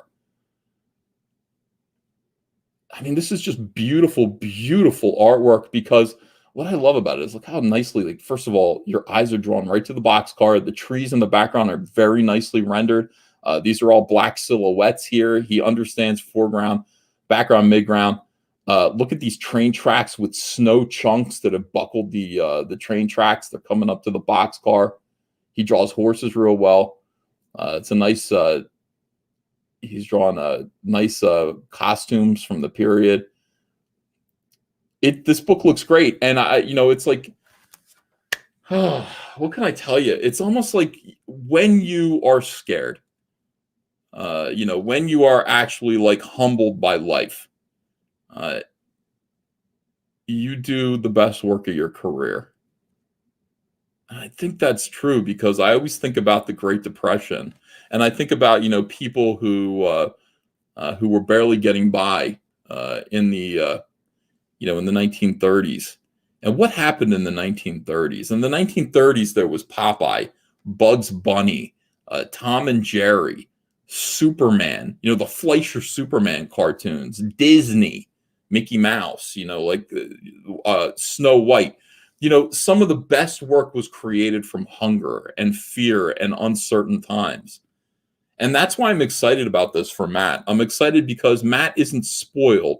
Matt isn't an artist who's been handed everything. He's not some like fucking pretty boy hotshot who's been pampered working at Marvel or DC. He's got his own YouTube show with his wife, and he's just sitting there all soy. Matt is hardcore. Matt has been working in comics for as long as I have, and he's been to hell and back. He has been to hell and back. He's got a daughter, and he also has a vision that he feels like with Snowman. He's had this story. He feels like he hasn't been able to tell this story. He hasn't been able to do this because he's been put in a position where he's drawing filth to pay the bills, to make sure that, there's food on the table for his kid. And Comicsgate's going to give Matt an opportunity. I'm going to get Matt in here as soon as this book is drawn. That's half of it's drawn. We'll put this up and let's get Snowman going. And it's going to be Snowman and Cyberfrog, just like it was 1995 again. Artists much older, a little bit wiser. We've been through the mill. We know what the comic book industry is. We certainly know how to tell stories. We are, I don't know. We're indie guys. I think we've always been at heart, independent souls, independent creators. So anyway, he sent me this stuff. He's like, I'm working on this stuff. He's like, I'm learning how to use my microphone, my camera, and everything on my computer, setting it up and stuff. And I'm like, all right, that's going to be kind of important. I want to have a conversation with you, and I want to talk to you about the old days, but like, it's not so important that, what's important is that you do your work, because we've seen what happens when people are given an opportunity and do not do their work. Just get your work done, get it done, and make it great. Gerald Lang says, I have a few Snowman issues and the Snowman figure. Fun comic. I will support a new book. Thank you, Gerald. Yeah, I'm hoping you guys will. I'm hoping you guys will consider supporting Snowman. So it's coming back, and yeah, exciting. Let's see here. When are you going to save manga? Wait, when is manga going to save us? Japan is opening up to U.S. creators, and SJWs are starting to take notice. Shit. Well, look, I if they can't gatekeep SJWs out, then they're going to suffer. I don't care. Like, people at this point have to start to see the writing on the wall. You guys have to. These guys have to start to see that woke leads to broke. And it does. And they've got to make decisions based on that for themselves. Comicsgate, I think, is going to safely avoid all of those pitfalls. But yeah, I don't think we can save. I don't think we can save the world. But fortunately, a lot of people are kind of waking up to this. J.K. Rowling is something else. J.K. Rowling waking up to and becoming red-pilled. Most unexpected personal journey I think that I've ever seen. I never would have thought J.K. Rowling would be the one to sort of get red-pilled and start taking it to all of these like LGBTQ trans activist weirdos who, and it's, this is the thing, do your thing and be who you are. But when you want to enforce speech codes and stuff, and you want to make people actually say things that they know aren't true, punishable by cancellation. If you don't say these things that you know aren't true, then we're going to cancel you. Then people have to kind of sort of stand up for themselves. And unfortunately, not everybody can. But somebody who's a billionaire, like the creator of Harry Potter, a woman, has the balls to stand up and say something. Statement from J.K. Rowling. Look, a lot of people are kind of standing with J.K. Rowling right now.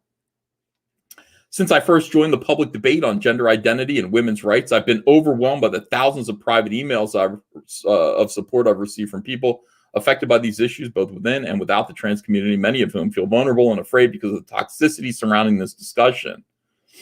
Clinicians, academics, therapists, teachers, and social workers, and staffs at prisons and women's refuges have also contacted me. These professionals, some at the very top of their organizations, have expressed serious concerns about the impact of gender identity theory on vulnerable adolescents and on women's rights, and of the dismantling of safeguarding norms which protect the most vulnerable women. None of them hate trans people. On the contrary, many work with and are personally deeply sympathetic towards trans individuals. Kerry Kennedy, president of Robert F. Kennedy Human Rights, recently felt it necessary to publish a statement denouncing my views on the RFK-HR's website. The statement incorrectly implied that I was transphobic and that I'm responsible for harm to trans people, harm to them. As a longstanding donor to LGBT charities, and I'm sure she is, and a supporter of trans people's right to live free of persecution, I absolutely refute the accusation that I hate trans people or wish them ill, or that standing up for the rights of women is wrong, discriminatory, or incites harm or violence to the trans community. Like the vast majority of people who have written to me, I feel nothing but sympathy towards those with gender dysphoria. Oh, Yeah, see, now look, this is reality. This is the truth. It's like she's saying, look, you have gender dysphoria. And agree with the clinicians and therapists who got in touch and want to see a proper exploration of the factors that lead to it. They, along with a growing number of other experts and whistleblowers, are critical of the affirmative model being widely adopted and are also concerned about the huge rise in the numbers of girls wanting to transition. Right. So critical of the affirmative model, just supporting, just being like, yeah, it's okay. That's who you are. Right. Okay. To quote the newly formed Society for Evidence-Based Gender Medicine, a group of 100 internal clinicians, the history of medicine has many examples in which the well-meaning pursuit of short-term relief of symptoms has led to devastating long-term results. The gender affirmative model commits young people to lifelong medical treatment, dismisses the question of whether psychological therapy might help to relieve or resolve gender dysphoria, and provides interventions without an adequate examination. I've been particularly struck by the stories of brave, detransitioned young women who have risked the opprobrium, I don't know that word, opprobrium of activists by speaking. Hold on a second. Now, I'm somebody who, when I don't know a word, I have to look it up. I don't like being ignorant. I am, but harsh criticism or censure, opprobrium. What a great word. What a great word, opprobrium. I'm grateful for that. Every now and then you learn something new, and it's helpful. Having a good vocabulary is important. Okay. I've been particularly struck by the stories of brave transitioned young women who have risked the harsh criticism of activists by speaking up about a movement they say has harmed them.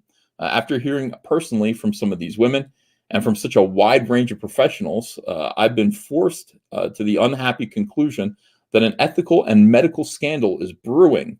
I believe the time is coming when those organizations and individuals who have uncritically embraced fashionable dogma and demonized those urging caution will have to answer for the harm they've enabled. Robert F. Kennedy's organization has stated there is no conflict between the current radical trans rights movement and the rights of women. The thousands of women who have gotten in touch with me disagree and, like me, believe this clash of rights can only be resolved if more nuance is permitted in the debate. In solidarity with those who have contacted me but who are struggling to make their voices heard, and because of the very serious conflict of views between myself and Robert F. Kennedy HR, I feel I have no option but to return the Ripple of Hope Award bestowed upon me last year. I am deeply saddened that they felt compelled to adopt this stance, but no award or honor, no matter my admiration for the person for whom it was named, Bobby Kennedy, means so much to me that I would forfeit the right to follow the dictates of my own conscience. J.K. Rowling. You know what? I'm not a fan. But I'm becoming one.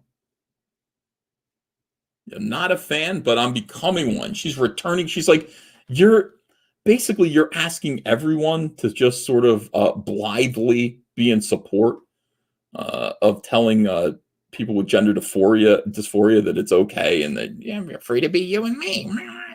She's like, I disagree. I think in some cases therapy might be better. And then, oh, okay, I'm Hitler now. Oh. Well, that doesn't match up to my views and the things that I'm hearing from other people. So take your award back and shove it up your anus, Carrie Kennedy. Shove it up your anus, daughter of Bobby Kennedy. I don't want your award. That's brave. That's something else. I can't believe it. There are a lot of people standing up right now.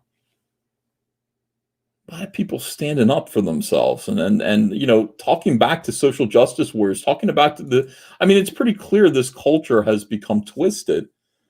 Just having people brave enough to answer back and say no, is encouraging. It's encouraging to me. I don't know how you guys feel about it. Let me read some more super chats and then we'll move on. I'm J.K. Rowling. Maybe go out and buy a Harry Potter movie or book today. Maybe throw her a little support. Let's see. Super chats. Locus Mortis says trans women are not women. They're just dudes in stupid Party City wigs. Gerald Lang says, I read that one. Snowman. Colt of Altus says, don't make the fatal mistake of not backing Inventing Incidents. 300 pages, all art, complete on Indiegogo. Speaking of fatal, back Fatal. Back Fatal right now. Fatal is the new book by Clint Stoker and Charlie Snogans, and it does look pretty good. 200-watt studio. Oh, again, don't make the fatal mistake of not backing Cyberfrog Wreck Planet, says Cold of Altus. Speaking of fatal, back Fatal right now. So Cyberfrog Wreck Planet. 200-watt studio says, imagine backing a George Perez book and then getting a book with 80% not Perez. Yeah, that's kind of how I feel about it. You got to do your own book. War Dance Comics says, Hail EVS, are you planning or thinking about having other newer, smaller creators on to promote their campaigns in the near future? Issues Volume 1 on Indiegogo. I don't know. Like, I gotta say, I've been burned so many times promoting people I don't know. I just don't. I feel like if I want to, if I see something that's really great, maybe I will. But the idea of having 10 people on here and promoting all of their books, and it leads to bad things. It leads to people getting mad at me. So it's like people like end up kind of going, hey, I don't know. Yeah, but what have you done for me lately? That kind of a thing. I don't want to do it. It's just no fun, I'm going to promote books by people who I think are great creators and books that I personally want to back. But I don't know. I don't know how much more like kind of getting beaten up by, indie creators I need to do. It's a waste of my time. I'd rather be doing Cyberfrog stuff. So, I create supervillains when I promote people's books. Snarkticon DM says Mitch sold out to Big Dairy. He sold out to Big Dairy. Well, I mean, look, Mitch had an idea. Mitch's idea was Mitch couldn't. I think the Brightwisers just couldn't fathom the idea of doing comics in a limited way. And it's like, well, we have to replace the direct market. We have to replace comic book stores. What do we replace them with? Well, certainly we replace them with Walmart or something like that, with the newsstand. I just think that that was wrong-headed. I think it sounded good, but again, I used to say this to Mike Miller all the time. I'd say, I know you think that marketing to the largest possible audience is the smart thing to do, but it isn't. It's marketing to a smaller audience that is actually motivated to buy your product. That is the smart thing to do. And people going to Walmart, how many of them are looking to buy a comic book by people they've never heard of, about characters and stories that they've never heard of? Very, very, very few. Very few.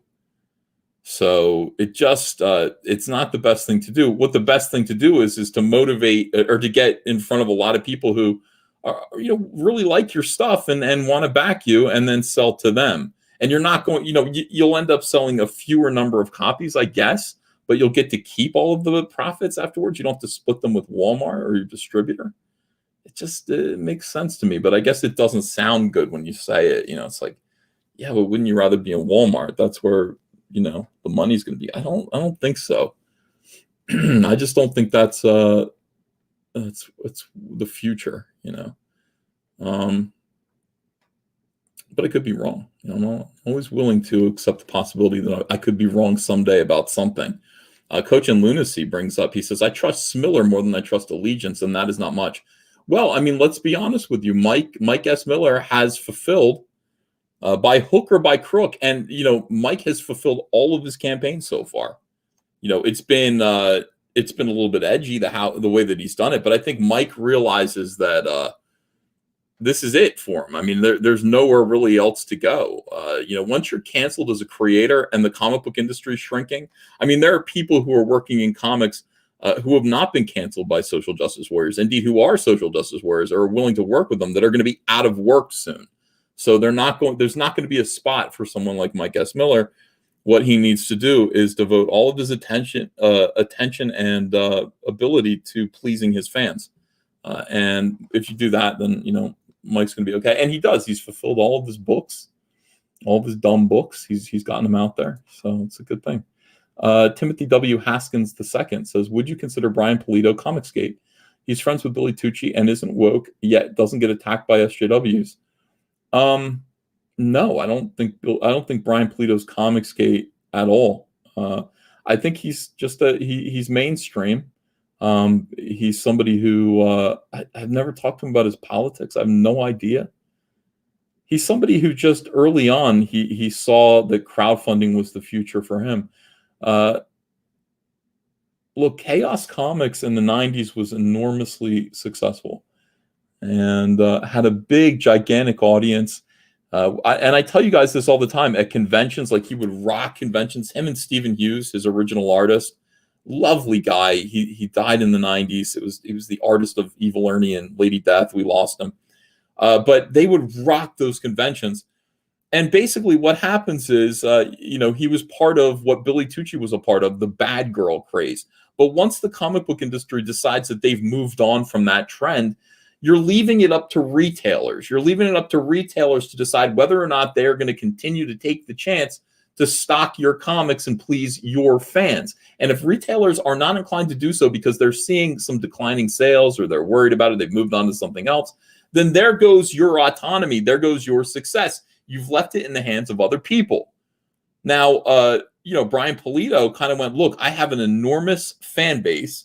And I think Brian Pulido is like the Kiss of the comic book industry, right?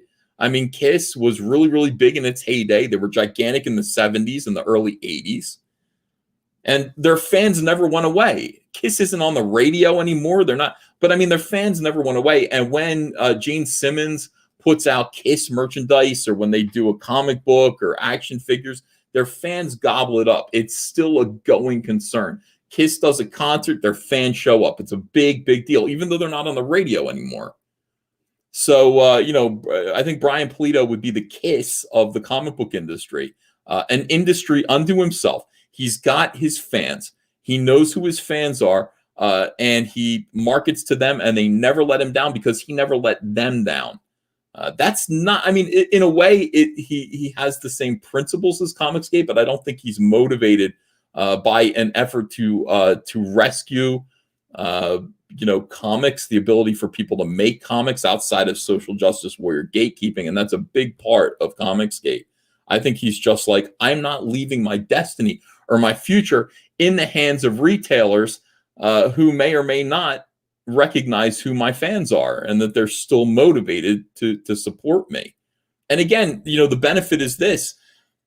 By crowdfunding comics the way Brian Pulido does and consistently making $350,000, $400,000 a campaign, he's not sharing that with a distributor. He's not sharing that with a comic book store. He's just sharing it with his creative team and making a lot more money for himself that way. So I think that's Brian Pulido. I have tremendous respect for him, and I don't think he's somebody who I don't know his politics, and that's because he keeps them to himself. It's all about comics. It's all about selling those comics. Yeah. What's going on? Pete, somebody says, holy shit, what? I wasn't looking at the chat, so I'm like trying to catch up. Chadwick Boseman dies after 4-year fight with colon cancer. Who's Chadwick Boseman? I don't know who that is.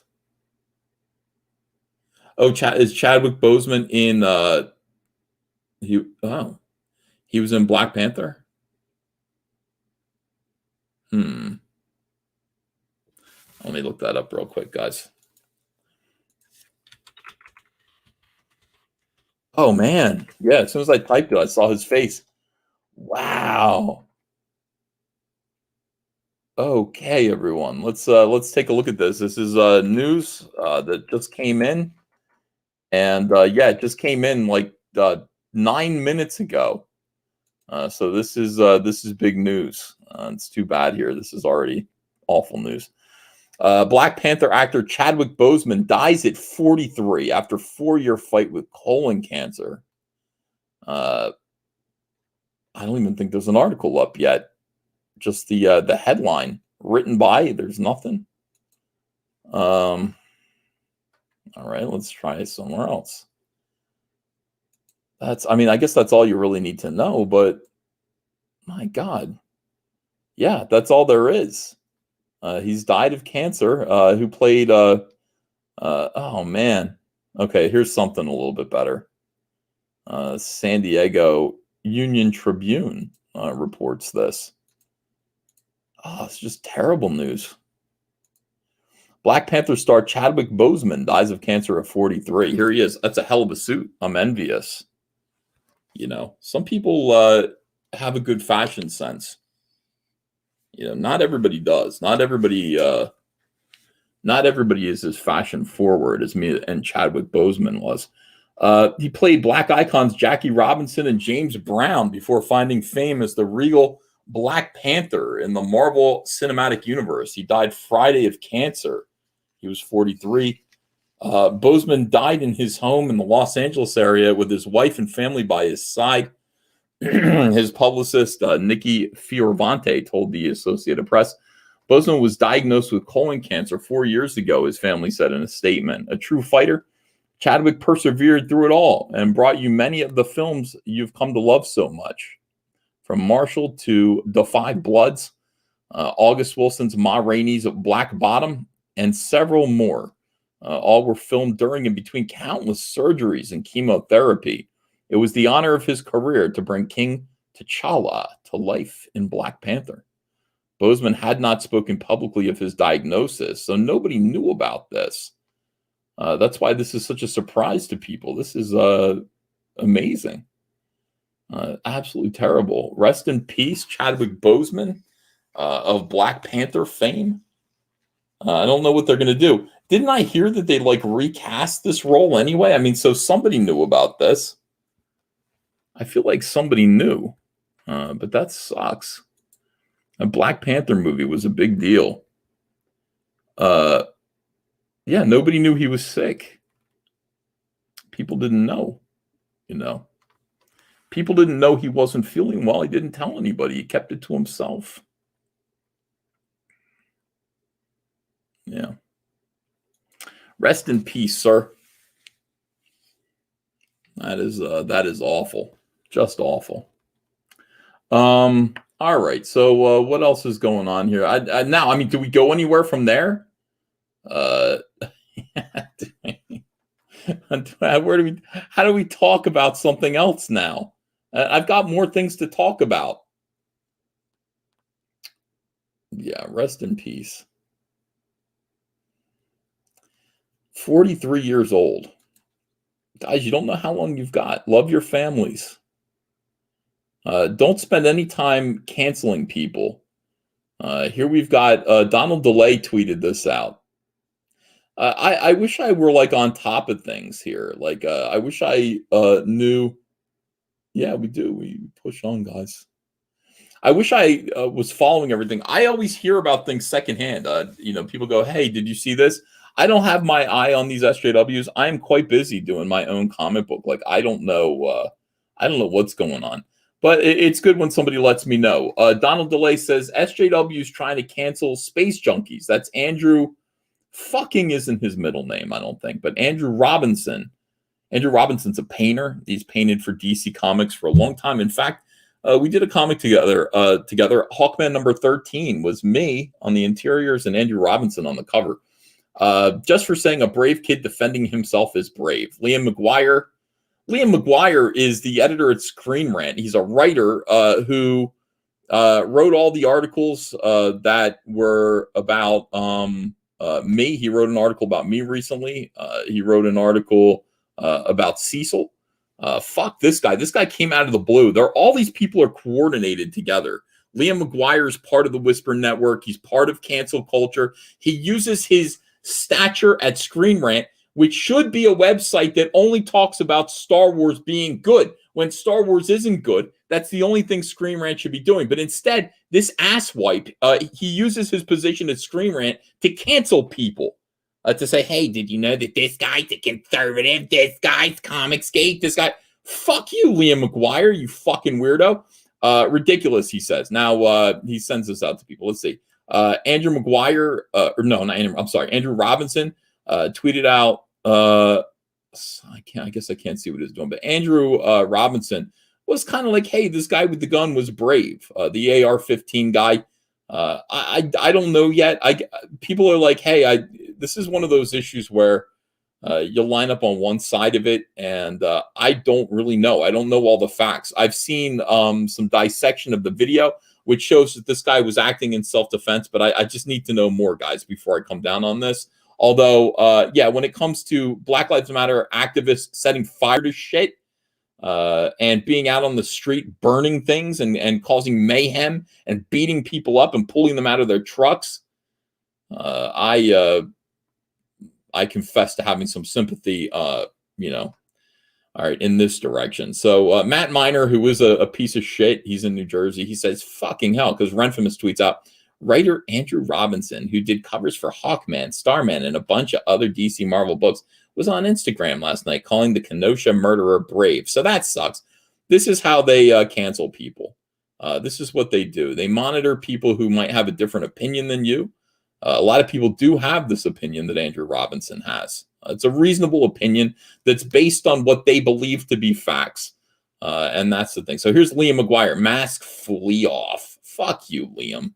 Just fuck you and fuck Screen Rant. Over here, John McCrae. Really, how embarrassing is this? Great artist, shit human. John, really, dude? You're like in your 60s. Why are you talking like this? Why are you talking like these Twitter SJWs? Shit human, garbage human. Why are you doing that? About a fellow artist. You got a comment? You need to come in here and say something? You know, you're semi-respected. Why are you doing this? And then, of course, we've got the incredibly cancerous Tess Fowler, cancel culture, disgusting piece of shit. She says, yeah, heads up. He's been on this path for a couple of years now, sadly. Guess he decided to stop playing coy about it. Do you understand? It's the same people all the time. It's Tess Fowler here. John McCrae is a big surprise. That's disappointing. Liam McGuire over at Screen Rant conspiring with these clowns. You got Renfamous and you got Matt Miner. And I'm sure there are many other people who are all sitting there talking about this. And as much as you see them talking in public, they're talking 20 times as much about this kind of situation in private. These guys all get together and they talk about this stuff. They talk about people they want to destroy. They talk about people who can't be permitted to be. Oh, but he's still here. He's been talking about this for a long time and he's still permitted to work. Oh, yeah. He's allowed to work because he's somebody who he just gets away with it because he's good. It's not fair that he gets away with it because he's good. And good for you, Donald DeLay. You know what I mean? Donald, call these bitches out. Like, I'm not paying any attention. I'm glad that you're doing it. Cal Jameson over here. Cal Jameson. It's good to see Cal doing something and talking about this stuff. I like when Cal stands up for Comicsgate. Andrew C. Robinson, he says, by some standards, I might be center left. People are asking Andrew about his politics and inviting him to be Comicsgate. And I'll tell you that I reached out to him and I said, hey, look, you ready to go full Comicsgate? And he said, he's like, look, oh my God. He said, look, he's like, when, what did he say to me? He said, I'm just going to do my comics. He's like, I love watching your stuff. He's like, I'm a big fan of, turns out he loves Deadwood Dale, which is pretty cool. And, he's just like, I'm just going to do my thing. And I was like, all right, but just, look, if you need us to catch you, you know where we are. Just whistle. Comicsgate will be here to pick you up. And then, we'll promote your book or whatever it is if they stop giving you work. But he didn't feel like, or didn't appear to feel like that was a problem. And maybe that's a good thing. And maybe that's where we are right now. Maybe we're at a point in time where the comic book industry is so messed up that it doesn't really matter. It's just what are you going to do? Not get working? The reasons why you're not going to get work in comics right now have very little to do with politics. as the industry shrinks because of social justice warriors. It just seems like there are fewer places, fewer positions for artists to get employment. So social justice warriors, they basically drove the comic book industry to its knees. COVID-19 was all it took to push the comic book industry over the edge. And now, the DC fandom event was almost 100% entirely about media. It was about, hey, did you know that we're doing TV shit? Did you know that Batwoman is now a black lesbian instead of a white lesbian? Wait, but Batwoman is white. She's not black. Doesn't matter. We fired that lesbian. We're hiring this one. CW series Batwoman has announced a new actor, Javisha Leslie. Leslie will be the first black actor to portray the Cape superhero Batwoman. She replaces Ruby Rose, who portrayed Kate Kane as Batwoman in season 1 and quit the role in May. I'm extremely proud to be the first black actress to play the iconic role of Batwoman on television. Please tell me your sexual identity. Oh, thank you. And as a bisexual woman, I am honored to join this groundbreaking show, which has been such a trailblazer for the LGBTQ community. Leslie, 33. She's 33 years old. She looks good. Said.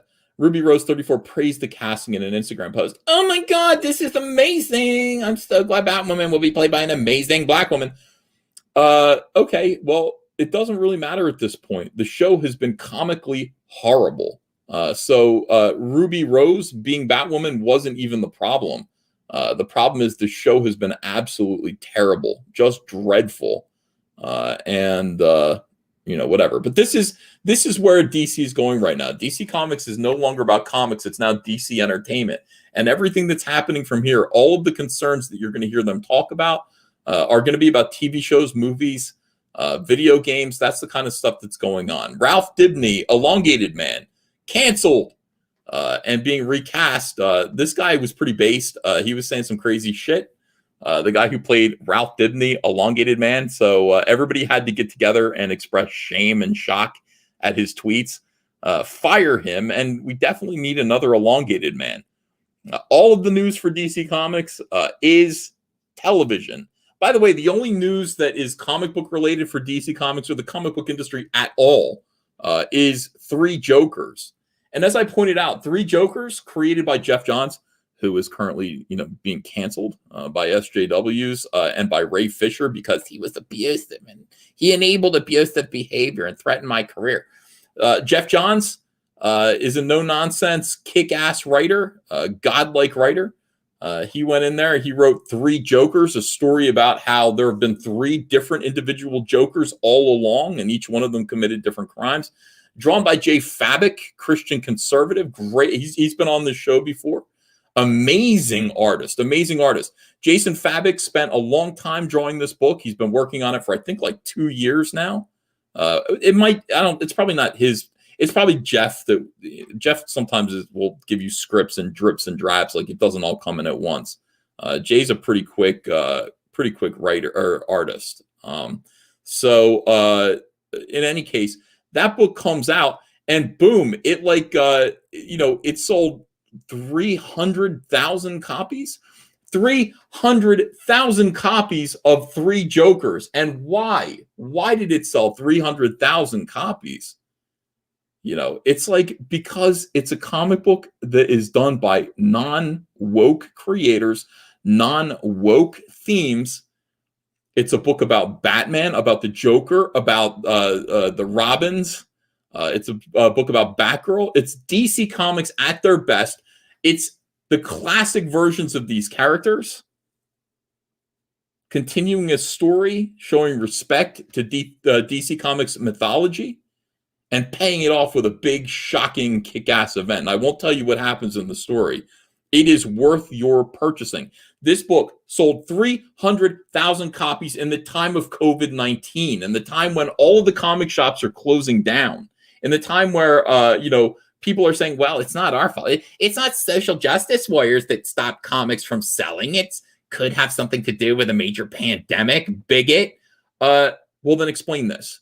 Explain 3 Jokers. Explain. Oh, let me pull this up for you guys. It's so fucking good. I'm so proud of these guys. 3 Jokers. That's Jeff Johns. Is this a preview that I can show you? Yeah. Okay. All right. Not to spoil this. I'm actually going to do a little promotion because, first of all, Jeff Johns is cool. And Jay Fabik was on this show.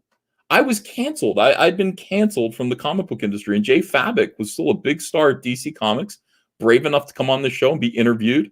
Appreciate him very much. He let us know how much his faith matters to him. Faith is a big thing around here, so we want to support Christians in comics, particularly when they're this effing talented. Joker's visit to the suburbs turns bloody. Oh, this is number 2. This is issue 2. Look at Jay Fabik's artwork. Yeah. Batgirl with blood all over her face. Look at this. Jay is okay. Spoilers. Jay is phenomenal. Absolutely phenomenal. Deserves this. Comic books can still sell 300,000 copies. And by the way, that's just the first printing. You know it's going to go on. I promise you this book is going to sell over 500,000 copies because it's a good Batman story. It's a quality Batman story created by people who love Batman, who aren't. Jeff Johns isn't writing, well, I'm just going to put myself into Batman because Batman, I'm going to use Batman as a vehicle to express my own pain over my marriage and the fact that I love my wife. No. Jeff Johns is like, this is who Batman is. I'm going to write the kick-ass Batman story. Red Hood is going to be in it. The Joker's going to be in it. I'm going to write Batgirl the way Batgirl's always been written. These are heroic characters that kick ass. There's sex. There's violence. It's everything that you want from a Batman story. Boom. 300,000 copies. What is your excuse? What is the comic book industry's excuse now, bitches? You've got non-woke, talented creators, people who earn their spots, working and doing great work and selling hundreds of thousands of copies of their comics. There is no excuse now. You can't tell me, well, it's not social justice warriors. It's not the fact that we've taken DC Comics and gone woke with it, and Batwoman is black, and we're doing all these gender and ethnicity swaps for all of our characters now. Our characters are unrecognizable, but that's not why they're not selling. It's because of COVID, obviously. It's not because of social justice. What even is a social justice warrior? Can you define social justice warrior for me? Because to me, it just means anybody who I disagree with politically. Isn't that right, Ethan? Is that what a social justice warrior is, Ethan? It's just someone who you disagree with personally? I don't know. I swear to God, I feel like I talk about this every single day. And I try to tell people that it's pretty clear beliefs. I espouse them. I make it clear. I repeat myself because you can't just say things once. Understand, I have a YouTube show. I can't just say the same thing. I can't just say it once and just let it kind of die. You have to keep repeating it for new people. New people come in here all the time, and it's like they don't know what I'm talking about. So we do have to kind of tell them. It's like what. What is a social justice warrior? God, these people drive me insane. I got so much stuff to show you. I need to do live streams almost every single day. I got to do them every day because otherwise there's stuff that you guys don't see that we talk about. Hold on. Wow. Oh, here we go. Okay. What are social justice warriors? All right. I guess this was a couple days ago that I talked about social justice warriors again. Let's just define social justice warriors for social justice warriors. They need to have themselves explained. By the way, this person blocked me now, so I guess. All right. What are SJWs? Glad you asked. SJWs are worthless leftist activists for activism's sake, dedicated to rooting out behavior that they deem problematic in other people. So they're here to judge you. They're not here to be introspective at any point. They're here to judge other people and root out that problematic behavior. They identify others by sex, race, or sexual orientation. And by the way, that's why it's like, hey, I'm black and I'm bisexual, so I'm excited to be Batwoman. Nobody cares, bitch. Are you a good actress or not? Nobody cares who you are, but that's what social justice warriors do. They go, I'm black, I'm female, and I'm bisexual. These three things. I have a little victimhood slot in each one of these. All right. And that's how, that's how they define each other. These factors come with a hierarchy of intrinsic morality. So this is the important thing. A hierarchy of intrinsic morality. I'm a woman. That's great. There's a point there for being moral. I'm black. Okay. Intrinsically moral. I'm bisexual. It's a little, couldn't you be trans? Couldn't you be just flat out lesbian? No, bisexual. All right. Well, that's something. All right. That's something. All right. SJWs demand that their stupid opinions be enshrined as the customs, rule, or law of any organization they invade. They believe in the inevitability of quote unquote progress, which is socialism. It's just Marxism. It's not progress. Progress is freedom. Progress is human beings with freedom. That is progress. Socialism is working backwards. That's slavery. Progress is liberty. They repeat slogans and buzzwords, which make them sound like robots. And you guys know, that this is true. You guys know, you recognize that all they do is say the same stuff over and over again. They're completely willing and capable of denying logic, science, their past words or actions, or any aspect of reality that contradicts their current narrative, which is their shared political lie. They engage in cancel culture. This is a big one. I wish I could have put this in bold letters. They infest and destroy businesses, entertainment, culture, hobbies. They destroy them from the inside using emotional blackmail, Me Too allegations, and human resources departments to take control of organizations and then pervert their goals towards social justice. So if your goal as an organization was to sell comics, that's over with now. Your goal is now social justice. And you're seeing this happen all around you everywhere. You're seeing it in sports. Black Lives Matter has destroyed there's no more sports. The NBA closes down. Everything closes down. There's no more baseball. Everything is closed down because it's no longer about playing sports, making money, entertaining people. That used to be the goal. The goal is now social justice. That is social justice warriorism. That is what they do. So what is the goal of the comic book industry now? What is the goal of DC Entertainment? Well, I mean, clearly it's radical leftist politics. It's identity politics now. What was the goal of Jeff Johns and Jay Fabik's Three Jokers? Oh, it was to tell a fun, kick-ass, entertaining Batman story and make a lot of money and sell a lot of books. That was their goal. They did it. Simple as that. We all have goals, don't we? But social justice warriors pervert the goals of your business and your organization, your hobby, the thing that you're intending to work towards. They pervert those goals towards social justice. SJWs also create failure, conflict, fear, and conformity of thought. How true is all of this? Everything SJWs do fails. Okay, it doesn't work. Batwoman is going to get canceled. It is going to fail. They create conflict. Andrew Robinson, fear. Now you got Andrew Robinson worried about feeding his daughter.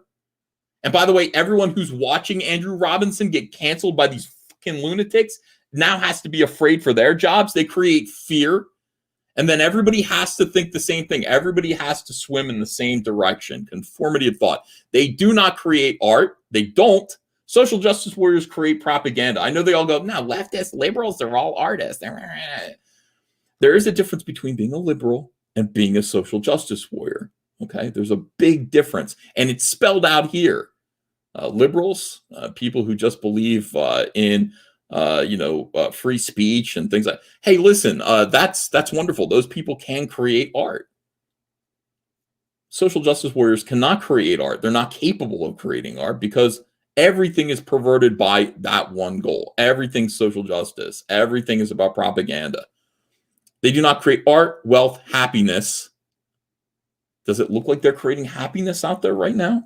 or success of any kind. Any enterprise that desires to succeed and prosper should never hire any of you. And they should absolutely fire each and every one of you into an oncoming train. That's where I didn't, into an oncoming train. Fire all of these people. And that's only if they want to succeed. If they don't want to succeed, if their goals are no longer about business, if their goals are about social justice, like I guess the NBA's goals have become about social justice, literally the basketball hoop is no longer your goal. Social justice is your goal. Okay. Then that's fine. Don't call your organization, don't say you're playing basketball anymore. You're not playing basketball. You're social justice warriors. That's it. Absolutely insane. But I mean, it's easy. I mean, they go, what even is a social? I just defined it for you. I just let you know exactly what a social justice warrior is.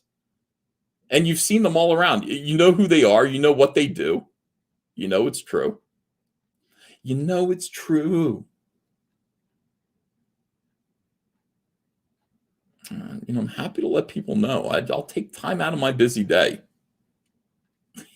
Take time out of my busy day to explain who these people are. Why not? Frank Whaley. I mean, men are just they're not men anymore. What is a social justice warrior? I mean, they're whining bitches. They're just, look, Frank Whaley, who he's been in a couple things that I like. These guys are all tattletales. They see Ray Fisher going, Jeff Johns was mean to me. And you got Frank Whaley doing the same thing. Fuck John Voight. On Ray Donovan, he slapped me across the face in the middle of a scene because he couldn't keep up, and then he denied doing it. He forgot about the still photographer who was on the set. Bottom line, John Voight is a major dick. Somebody took a picture of, look at, you publish this and you think this makes John Voight look bad? He had to bitch smack you across the face? That is the greatest photograph I've ever seen in my entire life. A photograph of Midnight Cowboy slapping the shit out of a soy boy, who then whines about it on Twitter.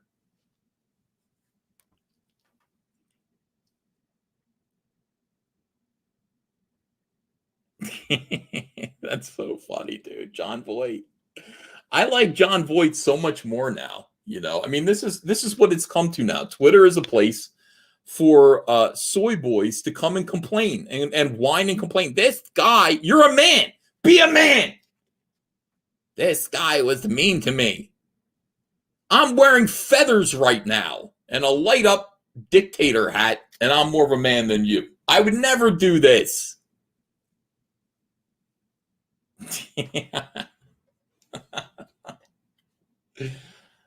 I am the general of the Mummers Army. The Philadelphia Mummers are my army. I said I was going to do it. Once I became mayor of Marlton, New Jersey, we were going to start a military. We were going to overtake Cherry Hill, and then, we were going to take over. We're going to march over the bridge into Philly, take it over. Now the Mummers are my army. I am the leader of the Mummers. Call me Ethi Amin.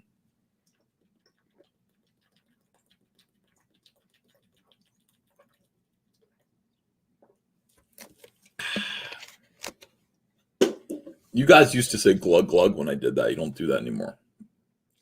That is the state of things right now. You've got boys going, this guy slapped me. He's a dick. God damn. Be a man. Would be Marlon Brando. Be a man. Yeah. When men were men. Don't they remember when men were men? They don't remember. Well, let me remind you. It wasn't too long ago. Late 50s, early 60s. You'd have board games come out like this. This is Battleship. When Battleship first came out. Fun for the entire family. You got the men playing board games, and then you close into this section here. You got the women enjoying the men playing while they do the dishes. Board games is men's work. These are better times, guys. Much better times. Guys have to do things. You sunk my battleship, you bastard. Sweetie, let's just clean up the dishes. And the daughter does it too. It's this, again, men's work, women's work. I gotta get this game. The original Battleship. I gotta buy this just for this amazing piece of artwork.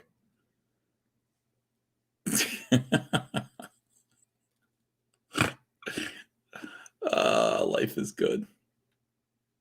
It's fun to have fun. It is fun.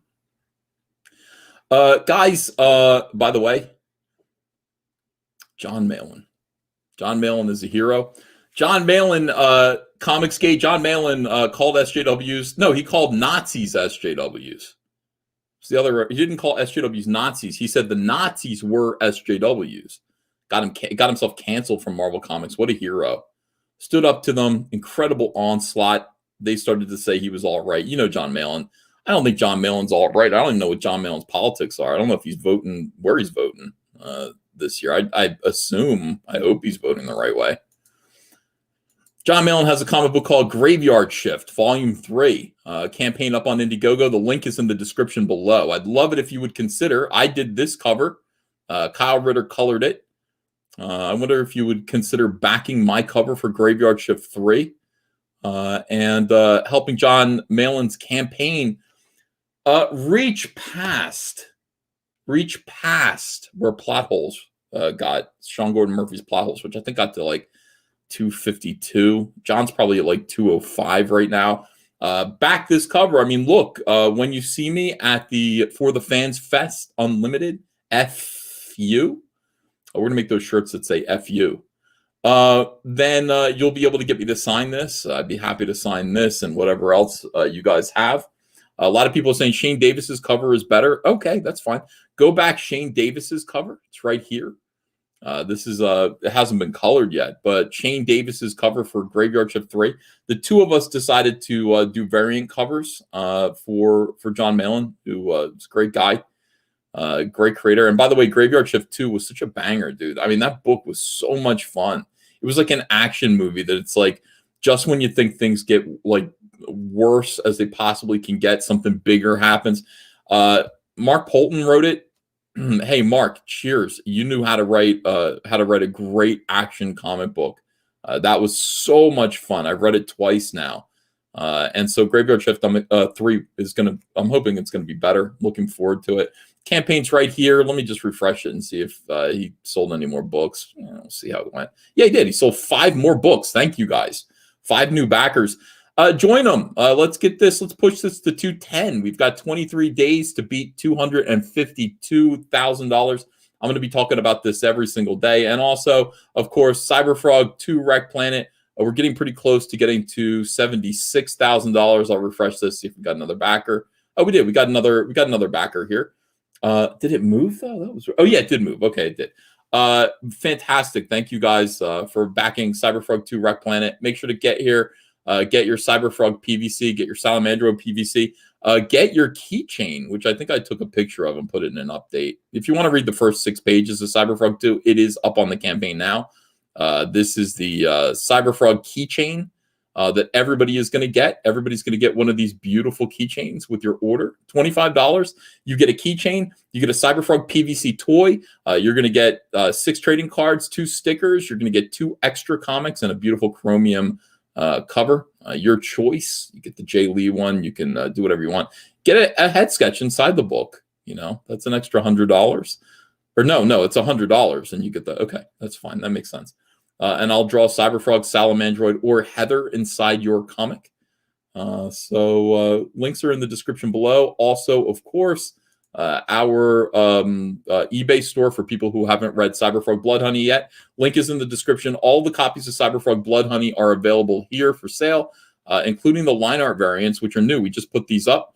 And backing a line art variant means that you get these 2 exclusive stickers, the All Caps Comics glitter sticker and the Cyberfrog Jumping glitter sticker. Not available anywhere else. You can only get them by backing or buying the line art variants from eBay. And when you do, you will have these within 2 days. We get these out so quickly. Somebody ordered one and then said on eBay, like, I just ordered this yesterday. It just came today. We are on it. We're shipping priority mail. We're getting these books out to people so quickly. People can't believe it. They can't even believe how efficient our little home business is. Well, it needs to be. We need people to read Cyberfrog Blood Honey if they're going to back Cyberfrog too, right? I mean, that just makes sense. So thanks to all you guys who've been supporting this. Appreciate it. We are wow, we got 1,540 thumbs up from people who are quite happy with the service that we provide. And yeah, that is that's a nice thing. That's a nice thing. Over here on Cosmic Book News, Marvel is over. Trends on Twitter. I saw this. I didn't even know what this was. And I think the reason why they're saying Marvel is over, there are two different reasons. One, DC, the fandom came out with a ton of very exciting news. The Marvel is over party. That's the first reason. The second reason is I think there's a rumor going around. Doomcock is saying, and I don't know know why Doomcock is saying things and people are writing articles about it. Doomcock is saying that that Disney is going to go through and fire all of the SJWs. And what a lovely thing to say. I don't believe that. Are you an SJW? We're going to fire you. I don't think that's going to happen. I don't think Disney is going to do that. They should.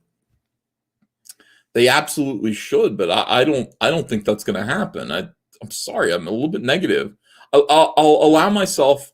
Look, I want to be negative and pessimistic about it. I'll allow myself to be happy and surprised if that is true. But Marvel is over trends on Twitter. Matt McGloin, the Marvel is over party hashtag is currently trending on Twitter with near 10,000 posts as Kevin Feige and the company have been silent for months. One of the top tweets, which has almost 2,000 likes, tweeted at Marvel to drop a trailer or something. Marvel is over also follows last weekend's epic DC Fandom virtual convention, where DC and Warner Media blew things out of the water with news and trailers for releases for The Batman, The Suicide Squad, Black Adam, Wonder Woman 1984, and more. And DC Fandom will have a part 2 in September, but still Marvel is silent. This is all AT&T. AT&T is getting ready to just utterly kick ass. Feige and Marvel have been silent since March when the coronavirus fears shut everything down, with Feige only tweeting in early April, a nice reminder of what we were all doing together almost exactly 1 year ago. A nice reminder of what we will all be doing together someday again. Avengers Endgame. Ew. Fans wondering where is Marvel and Kevin Feige. Another tweet from a user responding to the Marvel is over party hashtag says, Marvel is over party. Maybe if they didn't cancel their Netflix shows. All indications offer that Kevin Feige is responsible for canceling the Marvel Netflix shows, which includes Daredevil, as reportedly Feige fired the head of Marvel TV, Jeff Loeb. Oh, he did? He fired Jeff Loeb? Damn, bro. Jeff Loeb. And has done away with Marvel TV. Jeff Loeb, knew how to kind of worm his way into positions like this. That's amazing. Which was a separate brand and a company at Disney than his Marvel Studios. Agents of S.H.I.E.L.D. also recently ended. Feige is now in control of all of Marvel Studios, TV, and comics. Yeah, he took Joe Quesada's job away from him. Feige is a control freak and will not be using fan favorite Charlie Cox because Feige doesn't want to use someone else's idea and only wants to use his own original ideas. Okay, whatever. Marvel is over. Look, everybody's like, just do something.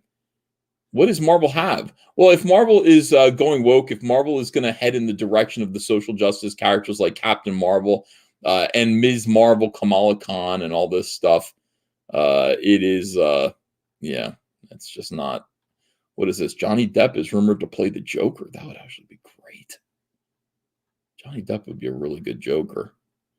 I don't think he'd shit the bed. Yeah, what? Nothing's going on. And then after all this, Marvel is over. We go over to all right, let's see what's going on here. We go over to this sad news. Black Panther actor Chadwick Boseman, as if to compile bad news from Marvel Comics. He dies suddenly at age 43. Representative of the, let's see if there's more news now. Now, we picked this up when it was only 9 minutes old. But I think people should be talking about it now. We should have a little more info. Representative confirmed the passing of Chadwick Boseman after a 4-year fight with colon cancer, and he didn't tell anyone, evidently. People didn't know. The actor died in his home surrounded by his wife and family. Oh, it was the honor of his career to bring King T'Challa to life in Black Panther, the statement said. Absolutely terrible.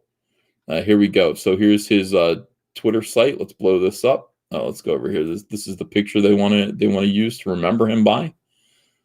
All right, when I die, make sure that the picture that people show is of me in a feathered boa, in black and white, looking very serious. I don't want to be laughing. I want to be like, take me seriously. It is with immeasurable grief that we confirm the passing of Chadwick Boseman. Chadwick was diagnosed with stage 3 colon cancer in 2016 and battled with it these last 4 years as it progressed to stage 4. A true fighter, Chadwick persevered through it all and brought you many of the films you have come to love so much. From Marshall to Da 5 Bloods, August Wilson's Ma Rainey's Black Bottom, and several more. I've never heard of any of these movies. All were filmed during and between countless surgeries and chemotherapy. It was the honor of his career to bring King T'Challa to life as Black Panther. He died in his home with his wife and family by his side. The family thanks you for your love and prayers and asks that you continue to respect their privacy during this difficult time.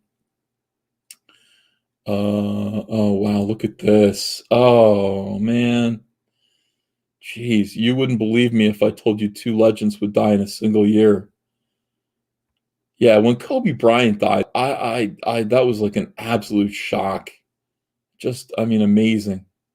2 guys who, I think set a good example and were legends, people that everyone looked up to. Kobe Bryant, the thing that kicked me in the gut about Kobe Bryant is he died like in a helicopter taking his daughter to basketball practice. It's just being a good dad, a lot of times you see these guys, like, they die in, their cars because they're going too fast. Like, what's his name? Paul from Fast and Furious. It's like a lot of guys just have accidents and leave the planet early because they're being, irresponsible. But this guy was actually being a responsible father, and just absolutely gut wrenching that we lost Kobe Bryant in that way. And then this, terrible. Chadwick Boseman dies of colon cancer. Nobody knew. He didn't tell anybody, and that is sad. What a big loss. Especially since Black Panther was such a popular movie. And even though I haven't seen it yet, it takes me a long time to get around to watching superhero movies. When I saw the trailer, I said, wow. I was really impressed with the trailer and just thought it looked like such a good movie. Here he is playing Jackie Robinson. I'd be more likely to watch this movie. Harrison Ford is in it, and I like historical biopics better than I like fantasy movies. Alyssa Milano, shut the fuck up. The Undefeated. All these people just offering their support, their memories. The Academy says an immeasurable loss from Black Panther to Da 5 Bloods. Chadwick Boseman, brought strength and light to the screen every time. Look at that, 43 years old. Let's just take a minute. We're live when this is, when this happened, and you want to just kind of take a minute and say rest in peace and lots of respect. And I don't know what Marvel Comics is going to do, or Marvel Studios, because you were one of, speaking to him, Chadwick Boseman was one of the guys who could actually sell a movie. Black Panther was a great film. Everyone liked it. People were looking forward to the sequel. Whereas Brie Larson could not sell Captain Marvel. They had to con people into going to see Captain Marvel. They did. They had to con people into seeing Captain Marvel. You're right. He never shit on the fans. That is something that we have to respect. He was never an a-hole. All right, what can I say, man? Straight up to heaven. So what's Marvel going to do now? Another Avengers movie. All of their Avengers cast are old, getting older. I guess they could do another one if they wanted to, but I mean, Robert Downey Jr. Is getting a little long in the tooth, and we've just lost Chadwick Boseman. So I guess it's now Brie Larson, Captain Marvel 2, Ms. Marvel, Kamala Khan. Let's see if we can sell characters that were created by people other than Stan and Jack, and see if Marvel Comics can do that. And of course, you know, you've got characters like Wolverine that were not created by Stan or Jack. That Venom. These characters are Deadpool, few and far between. These successful characters, most of the characters that are being created now for Marvel are woke and exist to proselytize social justice, not to entertain people in any way. They're just there to prove a point. Yeah. And look at this stuff here. A little retrospective about the life of Chadwick Boseman. Thank you guys. We got 2,081 people watching now. Appreciate you guys hanging out. This is sudden. We weren't expecting this to happen. I called this particular stream "Marvel is Over" live because that was a hashtag that was trending. It was an article I was going to read. I didn't know that it meant. Boy, what a prescient title.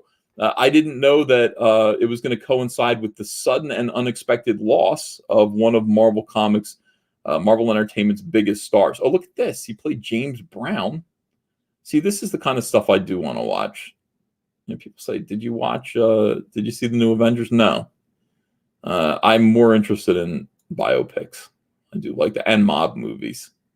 So I'd rather see a movie about James Brown and about music during that time period than I would see. And Jackie Robinson, I'd rather see that. That's who I am. Yeah, everyone just hitting. This is going to be an outpouring of love and heartbreak.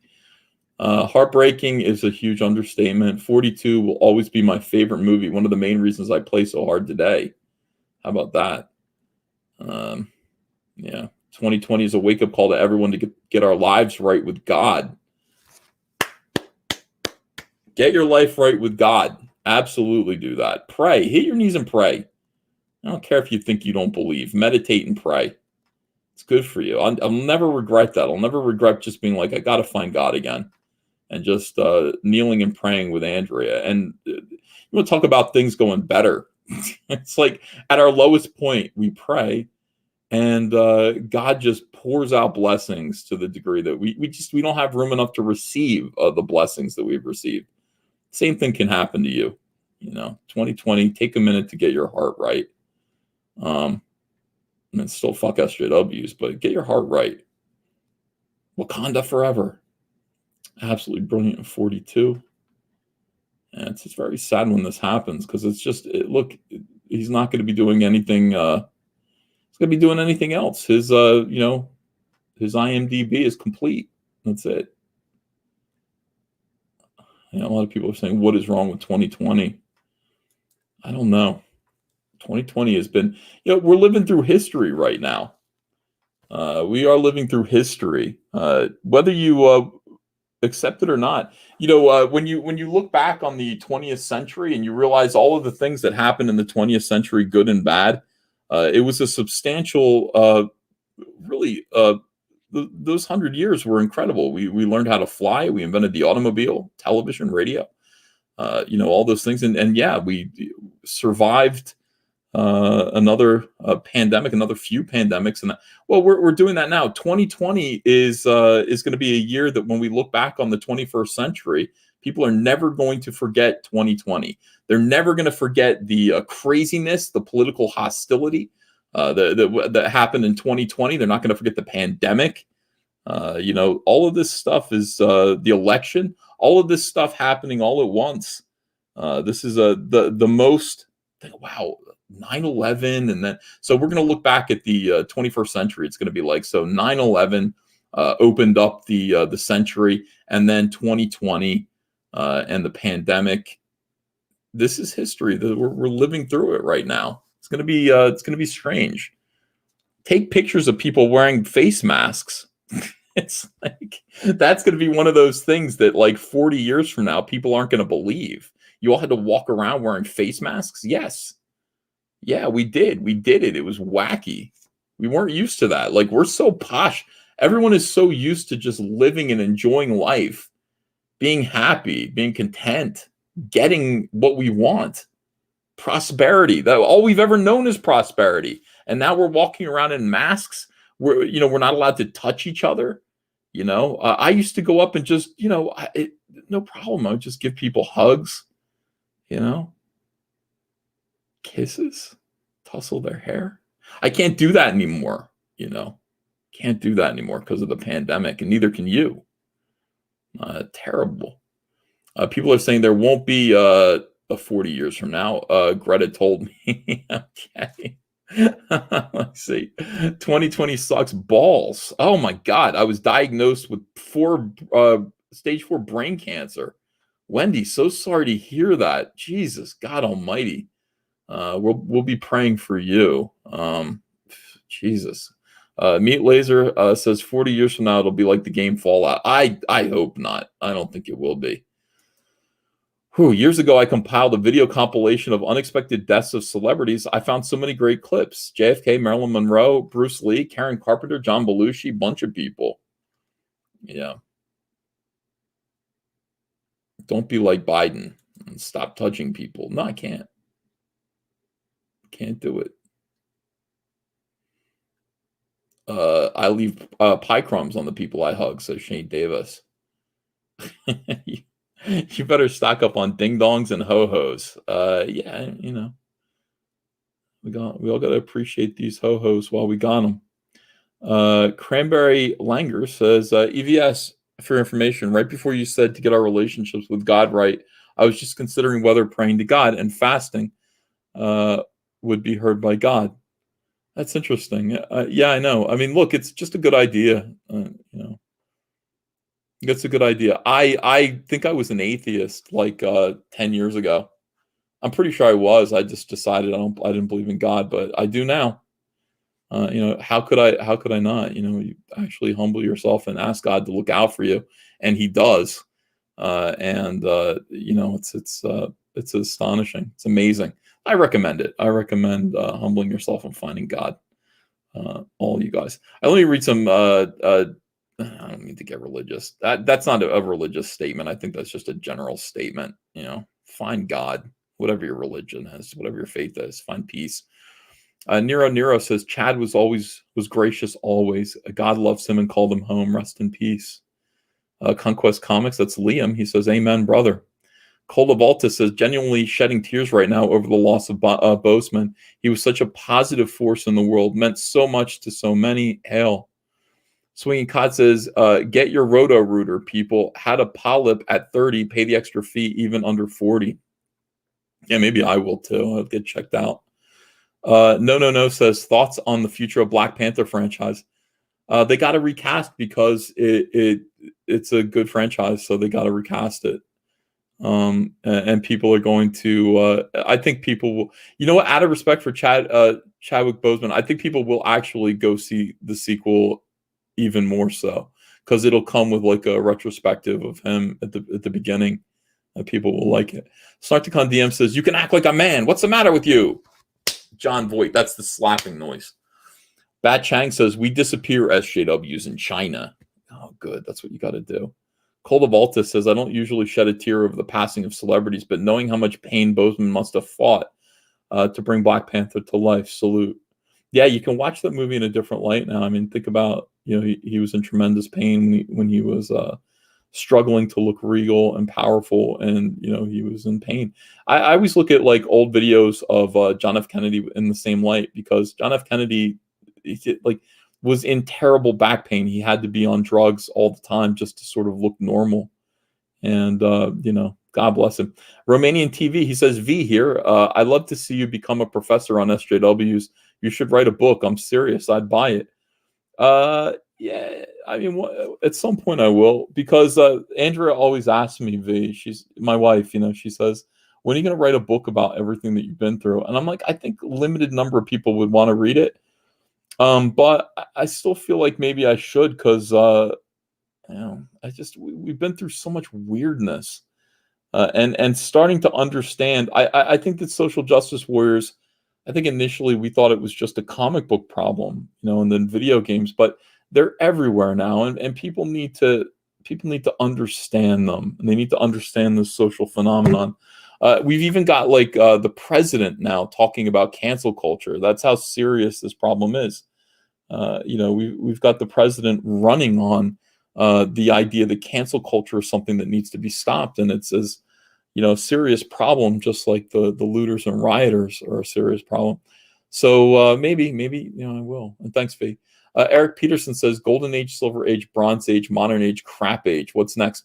The Independent Age. I think the Age of Comicsgate is next. And I kid you not. I mean, people look. There are still people who are non-believers about Comicsgate. I got to tell you, everything is kind of going our way.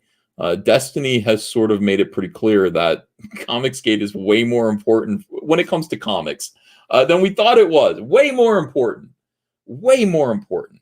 We just thought, well, let's, look, here's the thing. If we can just immediately find a way to continue to survive and do comics without having to answer to social justice warriors, that would be good. That's what we got to do right now.